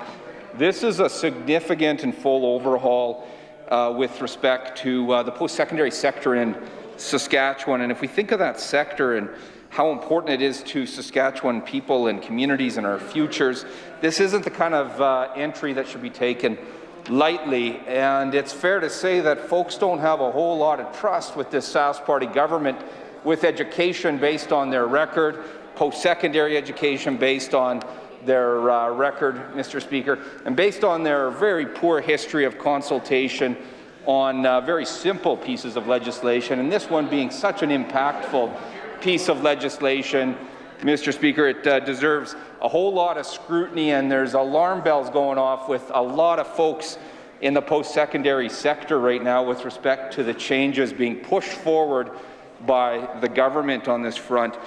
Not least, we see the same sort of power grab we've seen by this government time and time again with an extension of powers from the minister, reaching into academia, reaching into our universities, reaching into our regional colleges, reaching in further to our polytechnique and grabbing that control, Mr. Speaker. And, we see this with the Sask Party government time and time again, Mr. Speaker. It's a whole lot more about the partisan interests of that government and them having political control, Mr. Speaker, than the best interests of Saskatchewan people. And we see that, of course, with their horrible treatment of the Sergeant at Arms and an important principle of independence in this Assembly, Mr. Speaker, that power grab, Mr. Speaker. We saw it, of course, outside these doors when they grabbed the power away from locally elected folks in the university with respect to Wascana Park, Mr. Speaker. We saw it a few years back when they took a direct run at the locally elected school boards of this province, Mr. Speaker, undermining those boards and seeking to have control and override of those elected officials at the minister's desk, Mr. Speaker. It's kind of command and control these days for the Sask Party, Mr. Speaker, a political exercise that allows them to control so many of the levers and institutions and organizations that make this province strong, Mr. Speaker. And I guess my message to them is to lay off, to back off, to lean into the good people of Saskatchewan, in this case, to lean in and support the institutions that build the futures of young people and extend hope and opportunity and prosperity, and in so doing, doing the same for our province, Mr. Speaker. I know there's a lot of concern with how this can repurpose, for example, the university, Mr. Speaker, and really distort those institutions in being the valuable leaders in community and so instrumental in society and for students, Mr. Speaker. I'll just reference the comments of concern from a strong leader in academia, Professor Mark Spooner, who has written a piece that talks about Canadian universities are quietly being repurposed, and he talks about this command and control. He talks about the change in their structure, Mr. Speaker. He says it is difficult to see performance-based funding as anything but ideologically based attempt to redesign the fundamental mission of our universities. So it's about these guys here, Mr. Speaker, the Sask Party government, wanting to have control over things that aren't theirs to control. And of course, we know the shabby treatment of the education sector by the Sask Party. We know it well in our pre-K to 12 classrooms across Saskatchewan. And certainly students know it well, and those that are paying those exorbitant tuitions that just keep going up because of the lack of funding and support and care of this Sask Party government. It's a whole lack of understanding and recognition for the value and power of education for our future, the transformational power of education. And it's leaving our institutions often cap in hand to other entities and corporations and others that for funding that desperately should be provided by the provincial government to ensure that they're autonomous and to ensure that they are able to meet their missions. Professor Spooner goes on, life hackers secretly modifying an operating system. Provincial governments are surreptitiously reprogramming and repurposing our universities, trusting that the public is looking the other way. Well, Mr. Speaker, I can say that a lot of folks in the post-secondary world in education, a lot of students, and certainly not our education critic, our post-secondary education, they're certainly not looking the other way. They're putting the scrutiny on this piece of legislation, on that government that just can't be trusted with big pieces of legislation and changes like this for education, Mr. Speaker. And I'll give one final quote of Professor Spooner. Universities must continue to be valued and upheld for their core mission, which is to be much more than mere entrepreneurial training centres to be patted on the back for performing short-sighted corporate-styled research and worker development. Mr. Speaker, in this province, we want to celebrate and support entrepreneurs. We want to support and work with local businesses, and we want to make sure we support education in this province and our universities. And of course, the government members are heckling. In fact, the member that's heckling is the minister who I think signed the bill to have the power taken away from the Sergeant-at-Arms and to take over the security force in this assembly, Mr. Speaker, which is, as I've said, part and parcel of the problems with this Sask Party government. It's that reach, that power grab that we see time and time again, and certainly that's clear in Bill 61, where again we see the Sask Party government reaching out, extending those ministers' powers to control things that should be in the hands of those that are in a much better position to lead these endeavours. Mr. Speaker, I know our advanced education critic is consulting broadly on this piece of legislation. We'll be scrutinizing this further, Mr. Speaker. At this point in time, with respect to Bill number 61, I'll adjourn debate. The member has moved to adjourn debate. Is it the pleasure of the Assembly to adopt the motion? Carried. Government orders adjourn debates. Item number 15. Resume debate on the second reading motion for Bill number 62, the Dental Disciplines Amendment Act 2021. Ms. Bowes. I recognize the member from Saskatoon Centre.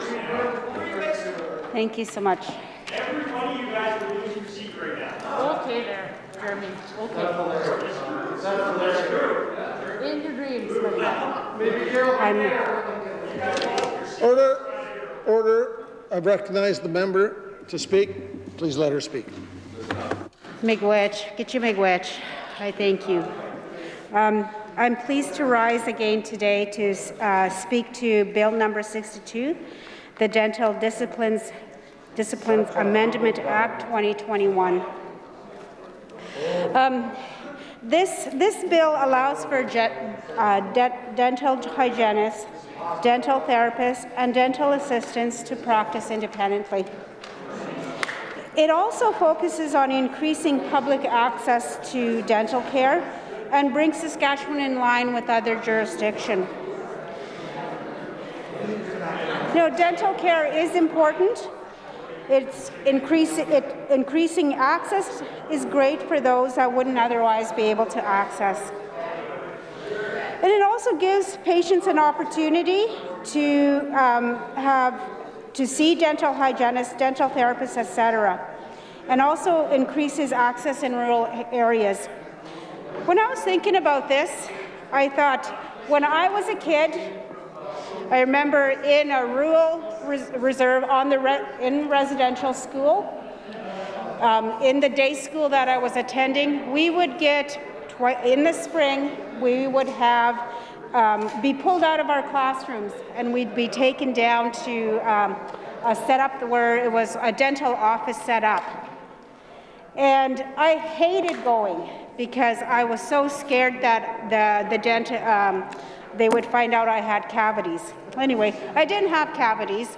My teeth were white and straight, but every time I would go, I was always scared. But we would line up throughout the day. And little did I know as a kid how beneficial that was, how much that helped families. It helped, and certainly helped the administrators and the child care administrators and the school teachers at this residential school that I attended for a number of years. It certainly helped them. They didn't have to drive us from the residential school to Regina to get dental work. Dental therapists, the dental services was available to us. And that was in the 70s. And I appreciated that. As a kid, I didn't understand. I just did not like going to the dentist, but I was relieved each and every time that I didn't have a cavity, and that was great. So when I was working in the health sector as a community developer, my role was to work with communities and the health sector to find ways to meet the needs of the people that we serve.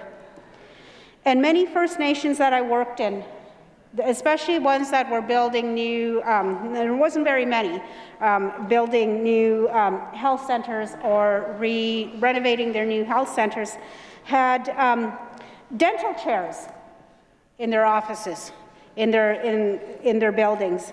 And I would ask, how often do dental therapists come out? Well, one of the things that I found was they didn't have the capacity and they didn't have the know-how to make that happen. And my job as a community developer was to help build those relationships, bridge the relationship between on-reserve services and off-reserve services, and help create partnerships. In one of the communities that I was working in, just built a brand new health facility, and they had a room for dental services. And they only dreamed of having dental services available for their community, but again, didn't know how. So I was privileged and honored to work with them to find out how do we get dental therapists out in their community.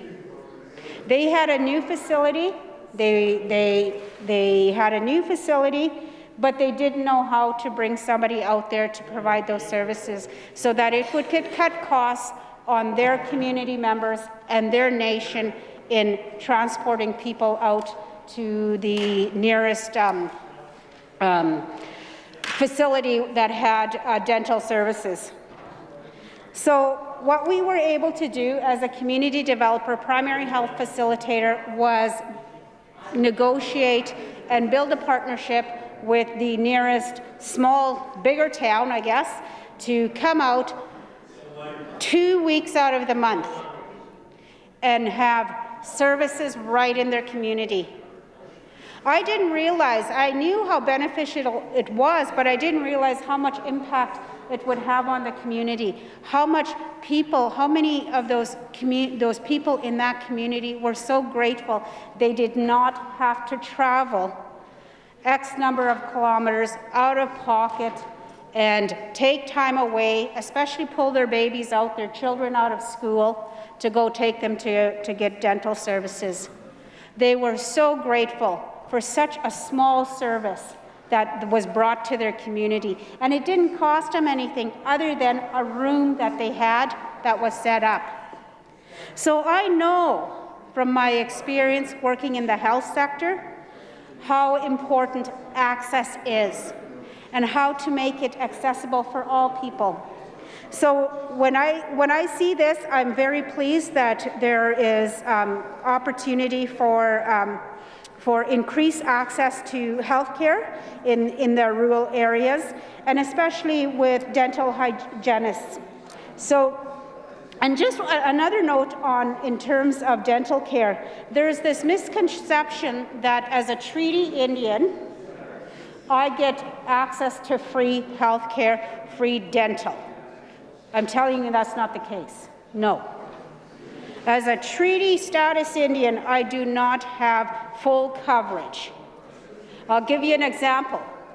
I went and got dental work done, and I needed a root canal. And I was told I was not covered under my treaty status because the rationale, get this, I didn't have enough missing teeth. I thought that was quite funny. I laughed because I thought, oh, you're joking. And they're like, no. That's the justification that they were given, is that because I didn't have enough missing teeth, they would not cover me for a root canal. So that there is that misconception that we get free dental services, free medical. That's not the case, folks. It isn't the case. Anyway, while I'm talking about the treaty status, I'm really grateful that the R is this government has been forced to remove that R off our hospitalization cards. Sure. It's unfortunate it had to people in this province, treaty Indians in this province, had to file a human rights complaint to get this government to remove that R. And I would even go further than that, you guys.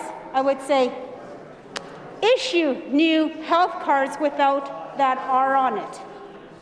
Don't put the onus back on the individual. Don't make any more barriers. Don't create any more barriers for many folks. Do the right thing. Issue new hospital cards without that R on it, so that we stop being discriminated against and we address those misconceptions that we have about free health care that's paid for Indigenous people, First Nations people. So with that, Mr. Deputy Speaker, I'm going to make the motion, or I move to adjourn debate on Bill 63, the Dental Disciplines Amendment Act Bill 62, the Dental Disciplines Amendment Act 2021. Miigwech. The member has moved to adjourn debate. Is it the pleasure of the Assembly to adopt the motion? Carried. Government orders adjourn debates. Item number 16. Resume debate on the second reading motion for Bill number 63, the Reviewable Transaction Act. Ms. Conway. I recognize the member from Regina Rosemont. Thank you, Mr. Deputy Speaker. Looking good in the chair there, Mr. Deputy Speaker. I'll just move on here with considerations of Bill number 63, the Reviewable Transactions Act 2021. Mr. Speaker, I won't get into too much depth here on the floor today with respect to this bill. I've read the minister's comments. I respect that these recommendations came from the Uniform Law Conference of Canada. That's an important body, of course, making these recommendations. You know, obviously it's important that there's an adequate review process and factors for the court to weigh when we're talking about creditors and debtors, Mr. Speaker, and making sure that there's balance and modernization to make sure that there's the ability for fair collection, that there's not fraudulent activities that corrupt that process. And you know, certainly modernization and alignment with other jurisdictions is something that's often welcomed. That being said, we need to make sure we understand the full substance of the changes, make sure that that balance has been found to make sure that, that in fact it represents fairness in this system, in that relationship between creditor and debtor. And certainly a lot of people, Mr. Speaker, are would be dealing with situations that this Act would relate to, Mr. Speaker, and it's important that we have improvements to legislation. I know our very able justice critic, the MLA for Douglas Park, a lawyer herself and a leader in the profession, has been engaged with stakeholders on this front, and I know she'll be bringing that forward to the committee, the questions and the scrutiny of the changes, making sure that the consultation has been thorough and that the input that's been provided has been impactful, Mr. Speaker. And I know that, as always, as the official opposition, Saskatchewan New Democrats will always look to improve legislation wherever possible and to ensure, of course, that it's in the best interests of Saskatchewan people. There'll be nothing different with respect to this important piece of legislation. Anyone in the legal profession, anyone that from a commercial perspective, and certainly people as well that are engaged in this work, that have interests on this front, I'd urge them to review this Act and to connect directly with our Justice critic, Mr. Speaker, because certainly she'll be making sure that the best interests of Saskatchewan people in those consultations are brought forward to committee. With that being said, with respect to Bill number 63, the Reviewable Transactions Act 2021, I'll now adjourn debate. The member has moved to adjourn debate. Is it the pleasure of the Assembly to adopt the motion? Carried. Government orders adjourn debates. Item number 17, resume debate on the second reading motion for Bill number 64, the Reviewable Transaction Consequential Amendments Act 2021. Ms. Nippy Albright. Recognize the member from Saskatoon University. Thank you, Mr. Speaker. I'm glad to join in on adjourned debate on behalf of the official opposition with respect to Bill 64, the Reviewable Transactions Consequential Amendments Act 2021. Mr. Speaker, I already had the opportunity last session to speak to the bill that my colleague just spoke to, Bill 63, the Reviewable Transaction Act. So I'll be very brief in my remarks. Getting heckled by my own colleague, love it. I'll be brief in my remarks on these consequential amendments, Mr. Speaker. So with this bill, we see consequential amendments to the bilingual legislation necessary to implement the Reviewable Transactions Act. This bill clarifies that a remedy cannot be sought under the Cooperatives Act or the Nonprofit Corporations Act if a remedy is made available under the Act. Don't have too much to say here. As I said, Mr. Speaker, just that it's important that legislation is clear and concise to ensure the correct remedies are being used. And so I will also be clear and concise. And with that, I will move that we adjourn debate on Bill 64, the Reviewable Transaction Consequential Amendment Act 2021. The member has moved to adjourn debate. It's the pleasure of the Assembly to adopt the motion. Carried. Government orders adjourn debates. Item number 18, resume debate on the second reading motion for Bill number 65, the Provincial Court Amendment Act 2021. Ms. Mowat. I recognize the member from Cumberland.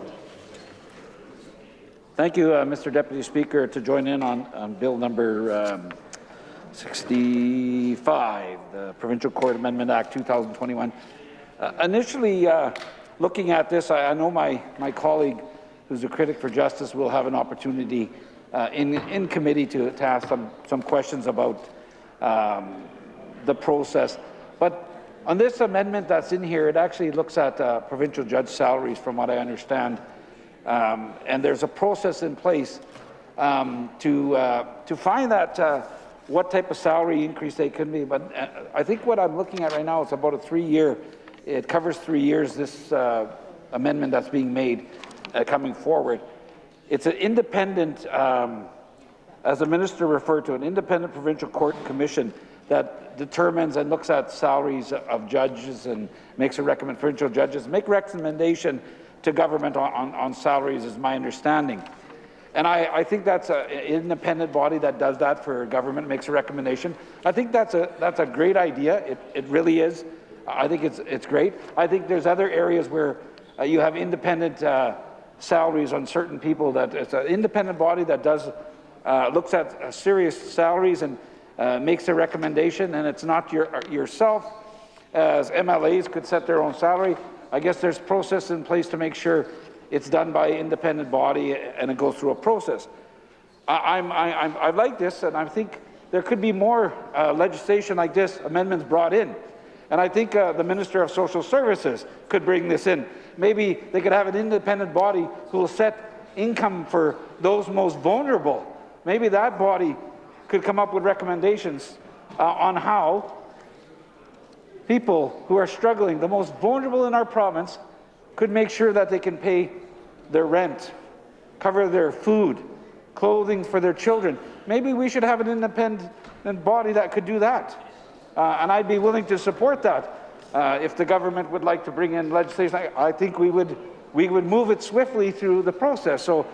But on this bill, it's strictly, when looking at it, it just kind of, because once in a while you have amendments that come forward and you think, okay, that's interesting, it's independent and comes with a view. And that's good. We want people to pay, get paid a fair salary, and that's important. And judges and many people, organizations out there that have an independent body to make recommendations. That's important of the work they do, and it's not us deciding what their salaries are. I think that's good, and we could learn from that process.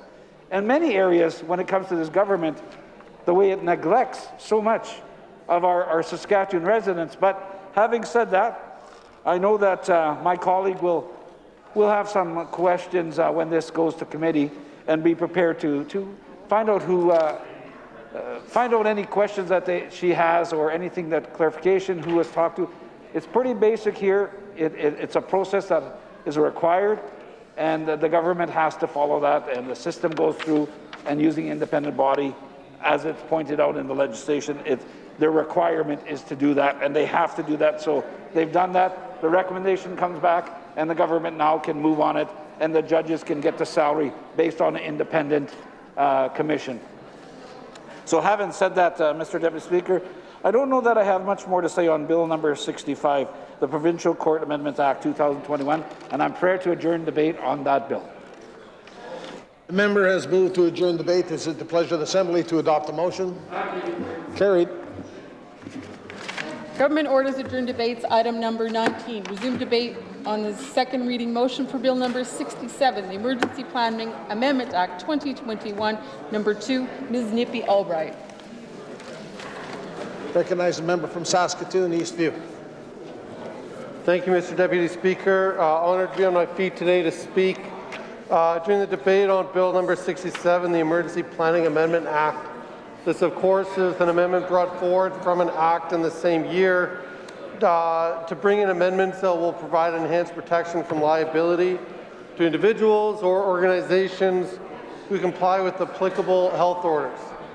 Now, I understand that I'm speaking to this bill at a time that this is very much in retrospect, as we have no public health orders in the province of any kind, despite the fact that February was the it's very close, third or fourth deadliest month during the 2-year pandemic. And so I'm a little bit puzzled as to the minister's stance on this bill with much of the pandemic, hopefully in hindsight, and let's all agree that we hope that the majority of the pandemic is in hindsight. I believe that it is. That's what experts are saying, but we are not through it yet. So I do have questions for the minister, and I know that our critic will continue to ask questions with this bill as it proceeds. I'll voice favour for this bill for the time that we've been through as a province, that this bill will increase the protections for individuals or organizations who are being threatened with litigation for following public health orders. But I also want to mention the troubling fact that this government is taking their cues, that this government is taking, has followed a path that's been laid out by the very organization that brought a lawsuit against this government. That this government is taking health cues from United Grassroots, the same organization that tried to take our government to court for creating these health orders. I can't imagine how uncomfortable it is for this minister to sit in a room with people who support that organization. It's a very uncomfortable place for him to be, and I'm just wondering, where does this legislation fit in this government's plan to pretend that the pandemic is over and to move on, to stop providing information to the people of Saskatchewan to make their own risk assessments, to stop acknowledging that the pandemic continues, that people are dying today in hospitals, in homes, in care homes today, without any information that they might need to make their own risk assessments. To the minister who brought this bill forward, I'll say before I conclude my remarks that morality is more important than loyalty. Public health is more important than political loyalty. Public health, the health of our people in our province, is more important than political loyalty. Mr. Speaker, I am in favor of this bill because it provides protection for organizations to follow public health orders that were so important in our province at a time to keep people safe and healthy, to make sure that organizations were protected when following the rules that we had. But I think that we'll continue to have questions about this legislation, and I want to continue listening to my colleagues in opposition, and when this moves to committee, when that happens, to hear the questions that our critic will bring. But today, I will move that we adjourn debate on Bill 67, the Emergency Planning Amendment Act. Thank you. The member has moved to adjourn debate. Is it the pleasure of the Assembly to adopt a motion? Carried. Government orders, adjourn debates, item number 20, resume debate on the second reading motion for Bill number 68, the Enforcement of Maintenance Order Amendment Act 2021, Ms. Nippy Albright. Recognize the member from Saskatoon Eastview. Thank you, Mr. Deputy Speaker. Honoured to be on my feet to enter into debate on Bill number 68, the Enforcement of Maintenance Orders Amendment Act of 2021. I understand that this amendment would give the Maintenance Enforcement Office, or MEO, discretion to commence enforcement, and that there's been, at times, although I did read the minister's remarks, that these are rare occasions, but that there has been maybe an exploitation of loopholes that very few people have taken advantage of in paying those maintenance orders in a timely way. It's discouraging to hear that this happens, and I want to voice to the Assembly that, I'm someone who grew up raised by a single mom, raising 3 boys during a challenging time, and I know what it's like to live on that edge month to month. As a child, I was aware of that. These are things that sometimes we think children might not be aware of, but if you're a child waiting on those, and you know that your single parent is waiting on those payments, you're aware. You're aware when mom is having trouble making ends meet month to month. You're aware of that. I can say from personal experience, I was aware of that from an age that I shouldn't have been aware. And so I do commend the minister for addressing these loopholes that are being exploited, even as rare as they might be. I think it is becoming of any government to protect children and families living in these situations where those orders are not being met.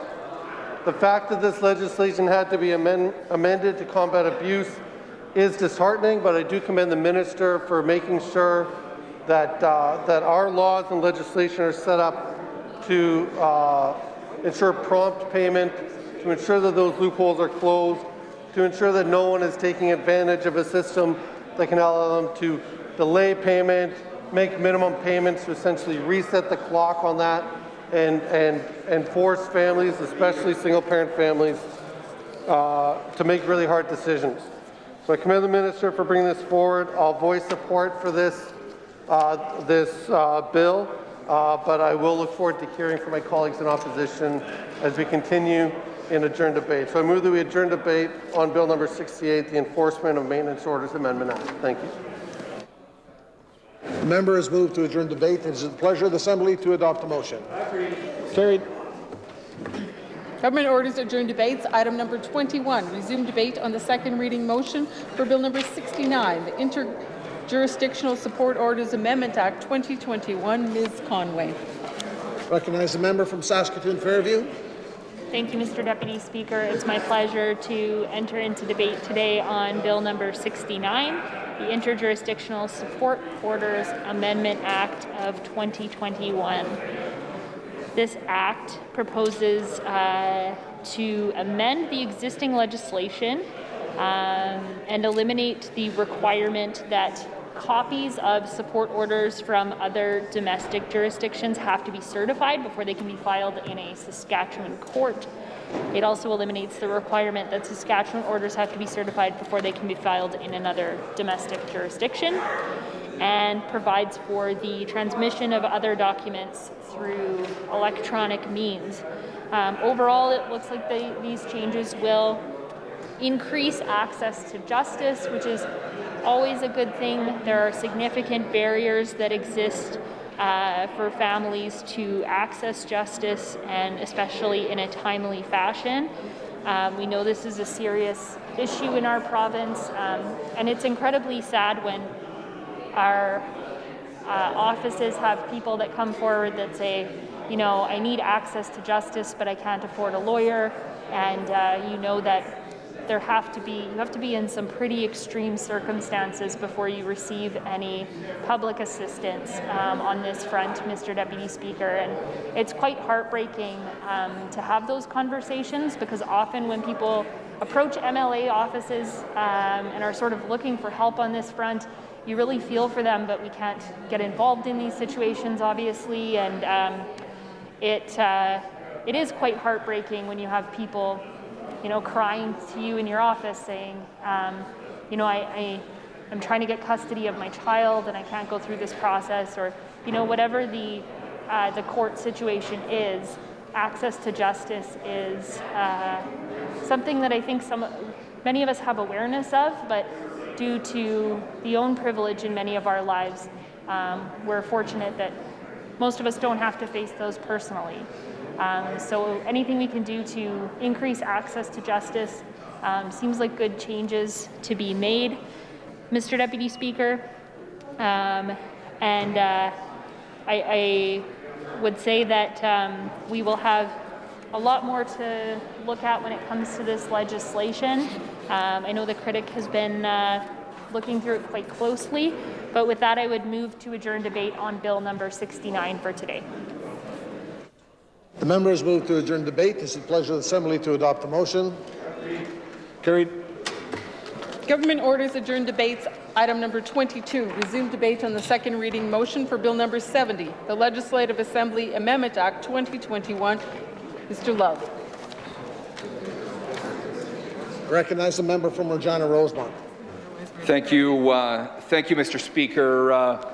I'm not happy to rise to my feet for this piece of legislation here today, Mr. Speaker. Bill number 70, here in this stage of the session. This bill should have been pulled by the Premier and by that government a long time ago, when they realized how offside they were with Saskatchewan people and how out of line they are with parliamentary customs that are principled around the role of the security for a legislature being provided by a sergeant-at-arms and their team, Mr. Speaker, reporting through you, through the Speaker's office, Mr. Speaker, providing that independence that Saskatchewan people, or that people deserve and need in a parliament or a legislature, Mr. Speaker, that all members deserve, that journalists deserve, that the people of this province and citizens and groups deserve.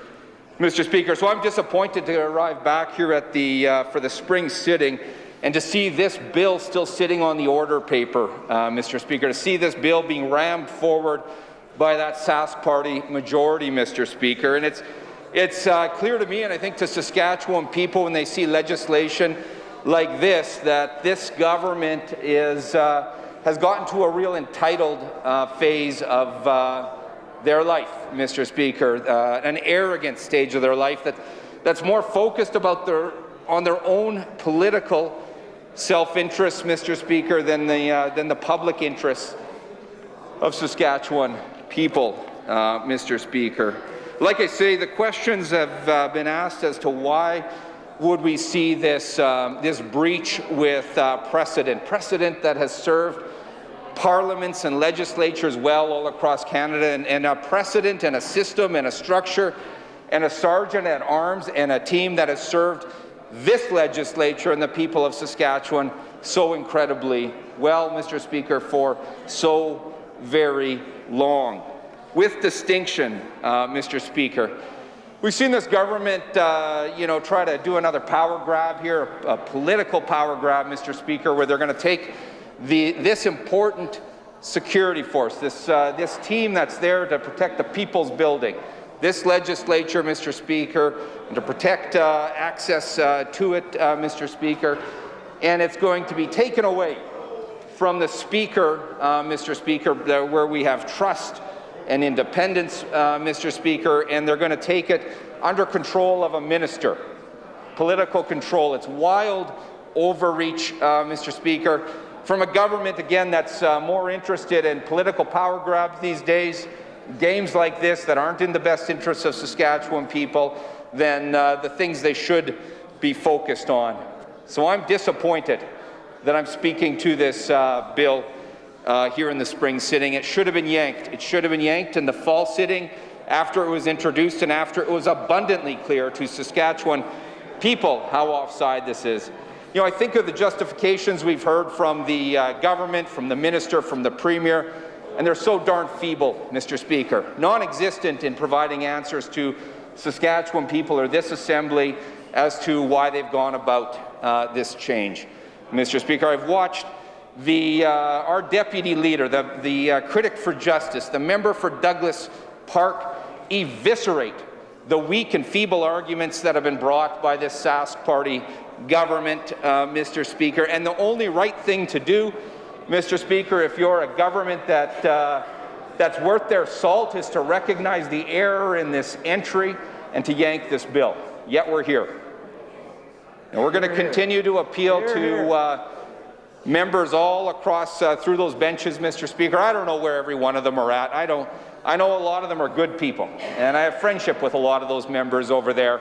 But I would urge them to use their voice at times in that at that caucus table. They haven't been, they haven't been sent to Regina to bring the voice of their cabinet or of the House Leader or the Corrections Minister back to their ridings, Mr. Speaker. They've been sent here to stand up for the people that they represent. And I suspect if those MLAs over there in the rural and the north and in the smaller cities and the larger cities across this province and all through Last Mountain, Touchwood, I suspect those folks, Mr. Speaker, would be able to tell these members where they're at with this piece of offside, short-sighted legislation, Mr. Speaker, that's all about a political power grab by that Sask Party government, Mr. Speaker. You know, and we've seen of late how effective, we see time and time again how incredibly effective that team led by the Sergeant-at-Arms reporting through to this Assembly through the Speaker, how effective they've been in dealing with challenging and sensitive situations. I think of how effective they were recently with respect to potential threats of occupation and overtaking of this precinct and this legislature by some that were involved in the blockades, Mr. Speaker. And of course, there's a right to peaceful protest in Assembly that needs to be protected and upheld, and that's why we entrust that role with a level of independence through the Speaker's office and to the Sergeant-at-Arms. But what we saw here in Saskatchewan and here at this Saskatchewan Assembly was an incredible coordination and a smart and thoughtful approach that de-escalated a situation and prevented us from being occupied or blockaded like we saw on some of our trade routes, Mr. Speaker, while upholding the right for people to express themselves. And, you know, this is awfully important. We know that Sergeant-at-Arms and their team works intimately with the Regina Police Service and with RCMP and with the PCC where and when needed, with sharing of information and resources to make sure that any credible threat to any one of us in this Assembly and to all those that work here and all those guests and all those citizens and all those people and all those journalists, to make sure that they're addressed in an effective way, Mr. Speaker. I want to thank our previous Sergeant-at-Arms as well, Terry Quinn, an exceptional servant to his legislature and his province and to all of us, and fulfilling that role in an exceptional way and ensuring safety and security of all of us and all the people that interact with the People's Building, Mr. Speaker. I also want to recognize Pat Shaw, Mr. Speaker, our long-serving Sergeant-at-Arms that I got to know well while he led Sergeant-at-Arms here, Mr. Speaker. And he was respected by both sides of this Assembly, as I hope and expect every single Sergeant-at-Arms is, Mr. Speaker. And, you know, he's weighed in on this piece of legislation. And he's publicly said, and I'll state him, I personally don't see what's to be gained by changing it. And that's Patrick Shaw, who served as our Sergeant-at-Arms after a long career in policing with the RCMP. Served, of course, as Sergeant-at-Arms from 1995 to 2015. He also went on to say, I think it's very, very important that there's an independent body that serves all parties in the non-partisan way. That serves all parties in the non-partisan way. This is about democracy, Mr. Speaker. These are important principles. It's about independence. It's about having trust. You know, we're an Assembly where we need to be able to have other voices be brought to this Assembly, Mr. Speaker. We need to ensure that journalists have faith and confidence that those that they're interacting with, that those conversations are private and confidential, Mr. Speaker, and of course that they're safe. We as MLAs have all sorts of citizens who have different challenges and have had grievances with government who come forward. They deserve to know that there's independence when they show up at this legislature, their legislature, the People's Building, to sit down with an MLA or to bring forward their concerns. And we need to make sure that those that bring their voice to the People's Building, to protest, to rally, to express themselves, we need to let them know that there's independence in protecting that very fundamental right within a democracy, Mr. Speaker. And I think when we look around the world, there's enough reasons for us to look to places that aren't functioning, healthy democracies, for us to look to our democracy and to think that, you know, we should be doing everything we can to make things better, not to walk back some of the critical structures that allow independence and trust and faith in that democratic system, Mr. Speaker. You know, of course, we've heard from the government. They say there's the world is changing. Well, no kidding, Mr. Speaker. And they say that there's threats, but they can't substantiate those, Mr. Speaker, and from all accounts haven't pursued the proper channels if there's been threats that needed to be addressed. And if there's been threats that needed to be addressed, Mr. Speaker, I think we owe it to all of us to make sure that there's safety plans and communication on this front. But I'll tell you this, Mr. Speaker. You know, at times we have hot debate in this province, in this country. We see some of that right now. We've seen different groups having different perspectives on different issues. That's society, and that's how it should work, Mr. Speaker. And we've seen rallies and protests, Mr. Speaker, outside this Assembly, but I feel safe here. I feel safe here because of that Sergeant-at-Arms and that team, Mr. Speaker, and because of the independence and the structure through your office. I continue to bring my little boy, now 7 years old, to gatherings and rallies and protests. We were out front today, this last weekend, Mr. Speaker, at the Women's March, Mr. Speaker, walked through a gathering that was expressing themselves around vaccinations in a way that I don't support, but that's the right to express themselves, and I felt safe doing so, Mr. Speaker. I feel safe. Felt safe to have my son come in here and meet with me and different folks when he's out of school, Mr. Speaker, and into the weekend and into the evenings. I felt safe to have him come down and meet Tristan DeRocher and the Walking with Our Angels group that were fighting for and calling for a suicide prevention strategy to shed a light on the horrible losses all across our province, but specifically through the north. I felt safe to have my 7-year-old son out in front of this legislature for vigils, including this past summer, as it was discovered that so many stolen children at residential schools had died and were buried and were left unmarked, Mr. Speaker. Felt safe to have him there with hundreds of Saskatchewan people mourning and remembering those situations. So I would say that if government members have fear and concerns, they need to work with the Sergeant-at-Arms and express those concerns. Certainly any concern I've ever had, take it to the Sergeant-at-Arms and their team. And that's why we need to have independence and trust and faith in that process. I think of all my colleagues, Mr. Speaker, and government members are saying, there's all these dangers, Mr. Speaker, but I have a member that in question period yesterday with her newborn baby in her arms, Mr. Speaker, she has trust and confidence in that Sergeant-at-Arms, just as all my colleagues have, that many of them that have brought newborns into the world and almost directly into this legislature to be a part of the important work that they're taking on, Mr. Speaker.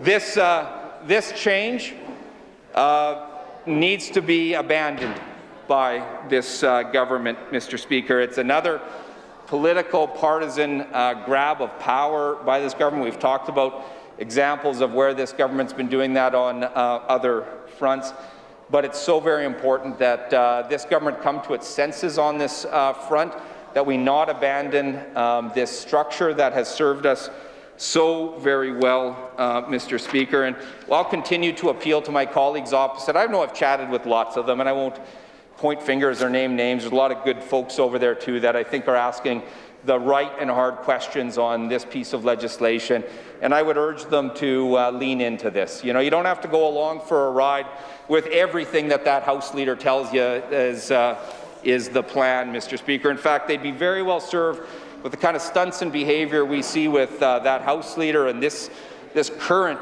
iteration of the Sask Party. They'd be well served and serving their constituents well to be asking more questions of the front benches, and particularly some of the lead actors in that current Sask Party government that, as I say, have grown entitled, have grown arrogant, and that have grown more interested in advancing their own political agenda and political control than advancing meaningful change that's in the public's best interests, Mr. Speaker. I want to just, I guess, highlight again that, it's not as though we're in a unique structure here in Saskatchewan and how we deal with security and in having it entrusted through the Speaker with a Sergeant-at-Arms with that level of independence when you look at legislatures across Canada. That is the norm. That is the custom. And that's the case in Ottawa as well. And if I can draw our attention back to that horrible, tragic day that we can remember in Ottawa in October of 2014, Mr. Speaker, where security was breached. When we think of who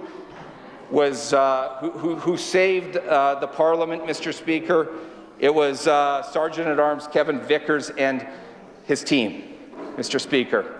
A hero within that Parliament, a hero on a dark day in this country, a hero in protecting the lives of parliamentarians and staff and people and citizens in face of a horrible situation, Mr. Speaker.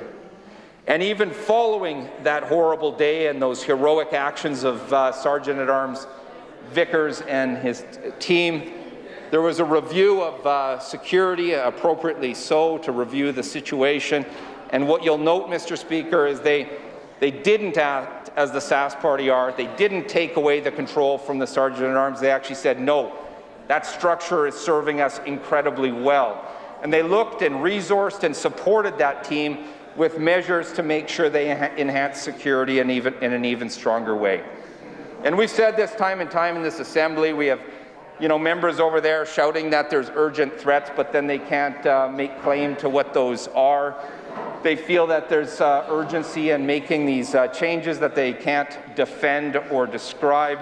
Mr. Speaker, I would reach back out with some level of humanity to my colleagues opposite. If there's security concerns that we need to address, we need to be having those conversations, and we need to address them. Not political stuntery like this, Mr. Speaker. If there's threats and risks that government members sometimes intimate at but then can't describe when given the chance, Mr. Speaker, we should be having those conversations. In fact, we have a committee to do that, the Board of Internal Economy, where both sides come together with the Speaker's office, Mr. Speaker, and represent the best interests of this Assembly. I think it's shameful that government members have brought forward legislation and disgraced one of the most proud roles in this province and in this legislature, the Sergeant-at-Arms, Mr. Speaker, without being able to engage across the floor in meaningful conversation about how we improve and support security, if those supports are needed. And we're here as the official opposition. We've never stepped in the way of funding needs for the Sergeant-at-Arms and that important work, and we never will, Mr. Speaker. We'll work together. And again, we have a government slow-walking this piece of legislation, but ramming it through, but not addressing the concerns that they allege, not defending their words, Mr. Speaker. And if we have security risks, let's lay them on the table. Let's work with that Sergeant-at-Arms and his team. Let's work with the Speaker, and let's make sure we bring in the experts and supports that can support that work and resource the Speaker's office in the way that they need if there's gaps that need to be addressed. But of course, government's not interested in that sort of sincere engagement. They're not interested in actually addressing these so-called concerns. Mr. Speaker, what they want to do is have a piece of legislation that they slow walk but ram through Parliament, Mr. Speaker, one that they can't defend or describe to the media, one that they can't answer basic questions coming from the critic, Mr. Speaker, on our side. But that's wrong. That's the wrong approach with Saskatchewan people and for this place and what it represents for Saskatchewan people and democracy and the principles and the structure that have served us so well around the Sergeant-at-Arms, Mr. Speaker. I call on folks opposite. We disagree on different pieces of legislation from time to time. We agree on lots of things as well. I appeal to members opposite, and I've chatted with lots of you, and I urge you to do the right thing on this front and ask the questions that need to be asked, and to get this piece of legislation out of this legislature, to scrap this piece of legislation, to listen to your constituents and do the job you've been asked to do, and don't monkey around with something so fundamental to democracy and safety in this legislature and the independence that's so important to that faith and trust in this institution. So that's my message to the MLAs opposite, the Sask Party MLAs opposite, is to do the right thing, to bring forward their voice to the House Leader and Cabinet, not to be pushed over by those that are leading the parade on this front over there, Mr. Speaker, and to do the right thing and to scrap Bill 70. Mr. Speaker, I don't have much more to say here today. I just, again, call on members to do the right thing and to have some independence themselves on this front. That's what we're sent here to do, Mr. Speaker, to ask some of the tough questions, ultimately yank this piece of legislation, Mr. Speaker. With that being said, I'll adjourn debate with respect to Bill number 70 here today. Thanks, Mr. Speaker. The members move to adjourn debate. It's the pleasure of the Assembly to adopt the motion. Carried. Government orders adjourn debates. Item number 23. Resume debate on the second reading motion for Bill number 71, the Insurance Amendment Act 2021. Ms. Mowat. Recognize the member from Cumberland. Thank you, Mr. Deputy Speaker. Bill number 71, the Insurance Amendment Act 2021. Initially looking at this amendments and changes that the government is proposing to do here, this, I guess looking at the insurance, and many of us have insurance, different policies. Some policies are term policies. Some policies actually carry dividends with them. And sometimes when you have a policy that's bought early in life, it sometimes will carry dividends, and there's different ways that those dollars are used, maybe to offset your premiums. There's different things that pot, or I guess they call it a side account. I'm not no professional on it, so I won't claim to be, but just trying to understand it, you know, just the way insurance works. They're using these dollars for, and I guess there's been asked to limit the amount of side accounts that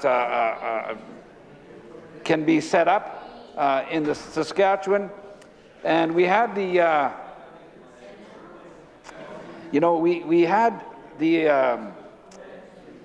I guess the government come in and make the changes, amendments that they figured they needed to make with limits, limiting the amount of dollars can be in these side accounts, from my understanding, Mr. Deputy Speaker. And what they did is, I guess they went ahead and made the changes, went ahead forward, and unfortunately someone was not happy, so obviously maybe someone who didn't agree with the changes appealed it, and unfortunately decided to take it to court, and the court made a decision based on the information it had, and of course they weren't happy. So with that, we have a process where you had government, it was appealed, and the decision that the court gave, from what I got from the Queen's Court, the you know, it was appealed, and that appeal was overturned on the earlier decision from the appeals court. Somebody not happy with that, from what I got from the understanding, and like I said, it then went to the Supreme Court to ask them for a ruling, could they be appealed? And apparently what we're getting is that's not going to happen. They're not going to hear the case. So the government's going back and dealing with all. And it's because there were certain ones where you were bought in 2018 and prior, and the argument went back and forth. And I'm not no expert at it, but just from the minister's notes, he refers to prior to 2018 versus 2018. That's what the court looked at on certain amounts and limits. And now they're going back and going to correct things. So I'm hoping they consult with whoever they need to make sure when they change whatever they need to change in here, that they get it right and they make sure it's done, and once and for all. Obviously, it's a process. But at this point, I know that the minister and my colleagues, the critic, will have some questions. And if there is clarification, making sure you know, you get it right.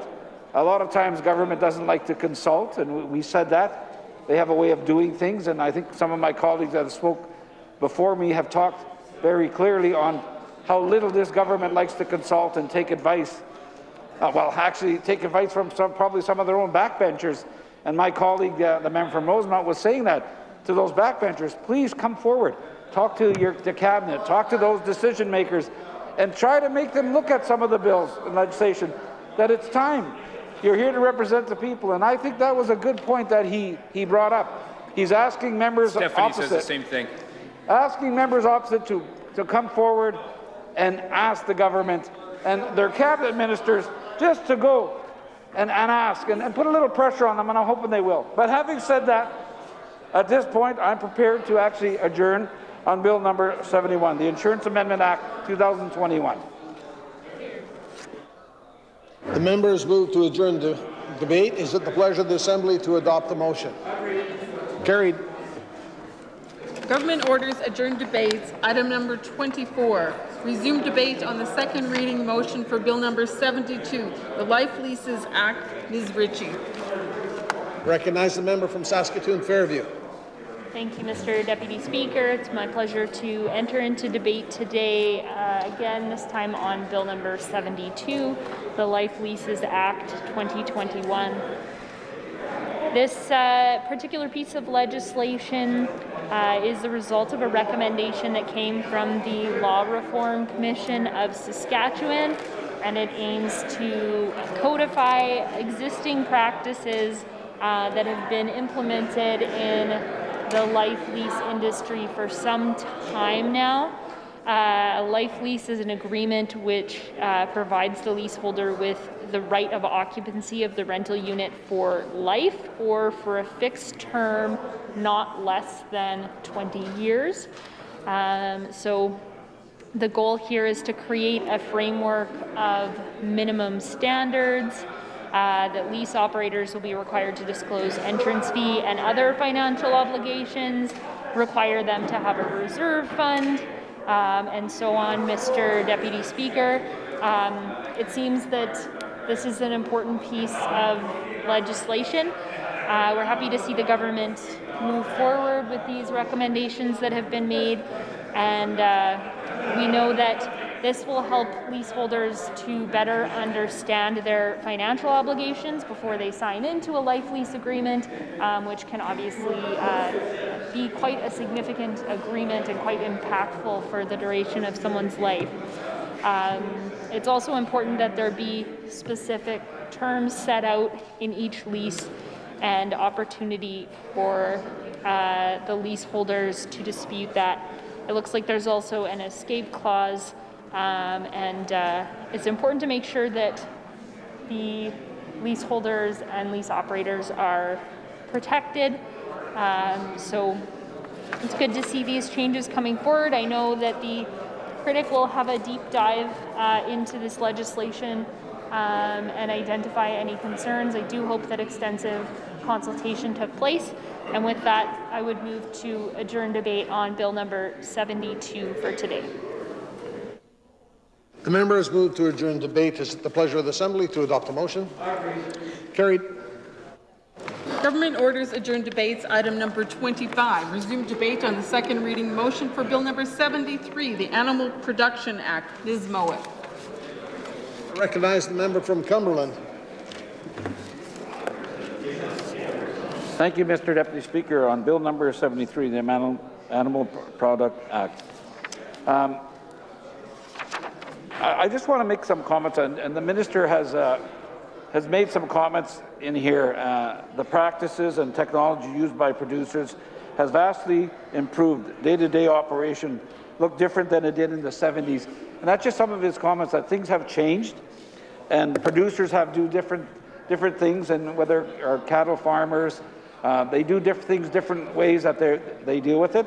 And I just want to be looking at, it refers to, I think there's about 4 different pieces of legislation that the government is actually modernizing or making changes to. And I know that we're going to get a chance to ask in committee some of those changes and maybe why they're doing this. And I'm hoping that they do. Their commitment is that they're going to change some of the regulations.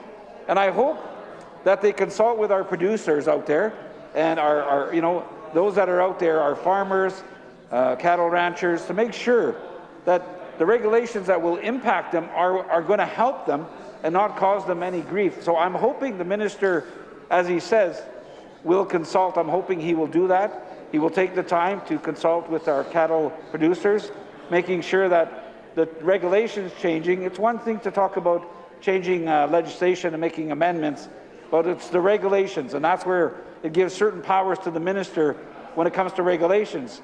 So he has and can have some serious powers. So I'm hoping he consults with the cattle producers to make sure he gets it right and doesn't cause more grief.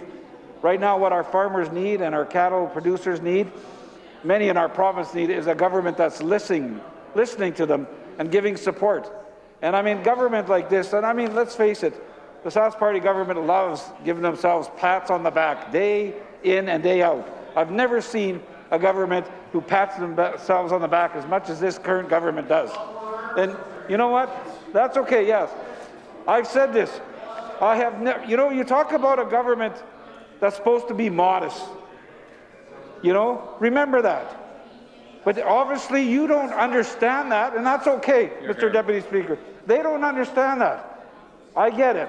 That's not the way they are. I understand that. But I remind there's some of them that truly care. And I have respect for them because they've earned that. And I say that to you over there on the other side, government benches. Remember that. Sometimes be a little humble. Be a little humble. There's times, yes, to play politics. But sometimes, you know what? You can show a little kindness. And I know we get pretty serious in here. So as I say that, you know, I'm hoping that this government will consult, will talk to the producers, and I hope the minister will do what he needs to when he changes the regulations. These times that we go through, people are struggling, and there's many struggles going on, and they look at the government to listen. Many times I've sat in this chamber talking about the challenges back home, but it's not just in the north, it's not just in the urban centres, it's in rural. I know there's many challenges, and people get elected in here to serve the people, and they're going to have a job to do. You know, they're going to have a job to do. And I know at some point, you know, I'll have an opportunity to talk about people that get elected into this chamber and how they represent their communities. It's going to be interesting to watch the changes that are going to happen. Because I know there's going to be a lot of people wanting to see the changes that are going to happen. Because this government says, well, when you're part of that team, we're going to make things happen. I'm going to watch and see that very closely. A new budget's coming out. I'm going to be excited to see. So there'll be times, you know, to talk about that. But I want to get back to the bill, Mr. Deputy Speaker, and talk about making sure that those that will be impacted by changes with regulations, that this government is truly going to consult them. And I don't mean like they've done so many times on First Nations and Métis file when they say it's consult them, not insult them. Because so many times, you know, my colleague from Saskatoon Centre has pointed out time and time again how this government likes to pat themselves on the back about the way the duty to consult and accommodate and how they're treating Indigenous people. Sometimes you have to have a serious look at it, that maybe you're just not doing it right, that maybe you're missing something, that maybe it's time to be open to listening to people. And I know at the end of the day, Mr. Deputy Speaker, you know, they'll heckle, and I'm used to that. It's life. It's the way it is. You know, some will be here longer than others. Some of us will be on a journey of getting out of Dodge, and some will stay and fight the good battle. And they'll fight the battle after this forever and ever. They'll go on, some of them. But I just want to make sure, the last thing I say for the record on this one is, again, because they always love saying this, and I you know, oh yeah, you guys couldn't get a seat if you tried in the rural area, and that's fine, I respect that. We own those, they're ours. You can never touch them. We'll do what we want over there. Arrogant. And no, don't say that word. They'll get offended. We don't want to offend anybody. We want to just reach out once in a while to the backbenchers and say, hold the minister, hold that cabinet accountable, because you are some good partners, and you are some good neighbors sometimes. And we talk about having neighbors, you know, and I'll never forget that, because, you know, I used to have some neighbors on this side, and they all got taken away from us because I think we were maybe not doing the work we were supposed to do. So, but having said that, Dennis was going to cross the floor. I actually want to get back to this bill, Mr. Deputy Speaker, and I don't have much more comments on this bill. So at this point, I'm prepared to adjourn on Bill number 70, the Animal Producers Act. Adjourn debate. Here. The member has moved to adjourn debate. Is it the pleasure of the Assembly to adopt the motion? Carried. Government orders adjourn debates. Item number 26. Resume debate on the second reading motion for Bill number 75, the Non-Profit Corporations Act 2021. I recognize the member from Saskatoon East too. Thank you, Mr. Deputy Speaker. We're having fun here late in the afternoon, and happy to be on my feet to enter into debate on Bill 75, the Non-Profit Corporations Act of 2021. You know, I'll keep my remarks brief. I really will. I probably start off saying that quite a bit, but I won't be up for long today on this one. You know, I think that it can feel a little bit like a broken record as sometimes we stand up and speak to these amendments and changes, or sometimes even new pieces of legislation, because there's a common theme here of modernization. And so when I look at this bill, there's some changes that were maybe expedited here due to the way that business has changed during the pandemic. And so I see in this bill there's allows for the use of electronic filing, electronic board meetings, allows for corporate names to be in Indigenous languages. Well, let's be honest, that last one probably could have been changed well before the pandemic arrived, and I think it's just indicative of the need to modernize this legislation, because that one probably should have been changed a long, long time ago. But the others, our lives have changed as a result of the pandemic, and many of these changes aren't going anywhere when the pandemic is eventually gone. Electronic meetings, I'll be honest, I don't hate them. Sometimes it's nice when we can still connect with colleagues, stakeholders, board meetings, whatever it is, virtually over things like Zoom or Teams or whatever we're using. I think that some of that's here to stay. So it's nice to see that our legislation is being modernized to allow that to happen. Along with things like electronic filing or digital signatures. These things are not going away. I think that the pandemic has brought about a number of changes in how we do business that many of us will be happy to keep. Maybe not at the same level. Yeah, we're tired of Zoom meetings, no doubt. But when they work, and I'm glad to see that that's here to stay, and this legislation is being modernized to make that possible. Again, I think I just want to point out, really happy to see that the names of corporations and nonprofits will be allowed to exist in Indigenous languages that have existed, long before this building has been here and our democracy was here. And so the place for allowing for the names to be in Indigenous languages is good to see that that's just simply being acknowledged here, but I think that their rights existed well before they were acknowledged. Overall, I think that our critic is going to continue to ask questions about this as the bill progresses. I'll voice my favor for this legislation and the modernizing changes that it brings, but I'll look forward to hearing my colleagues' comments as we proceed through adjourned debate. So this time I do move that we adjourn debate on Bill 75, the Nonprofit Corporations Act. Members move to adjourn debate. Is it the pleasure of the Assembly to adopt the motion? Carried. Government orders adjourned debates. Item number 27. Resume debate on the second reading motion for Bill number 76, the Nonprofit Corporations Consequential Amendments Act 2021. Ms. Saar. I recognize the member from Saskatoon Eastview. Thank you, Mr. Deputy Speaker. I'll be even more brief on this one. Bill number 76, the Nonprofit Corporations Consequential Amendments Act. Having a quick look at this, definitely what we're seeing here is minor changes in wording, things like changing definitions of municipalities, taking out outdated definitions and language, as well as bringing consequential changes to legislation like the Condominium Property Act, the Credit Union Act, the Métis Act, the Municipalities Act. And so there's a lot of moving parts here, a lot of implications for these changes, perhaps even some unintended consequences that we'll be watching for. And I know that our critic will be reaching out to stakeholders, and we'll have many questions when this does get to committee. But for today, I'll voice my favor for this bill, but looking forward to hearing further comments, and I move that we adjourn debate on Bill 76, the Nonprofit Corporations Consequential Act. Thank you.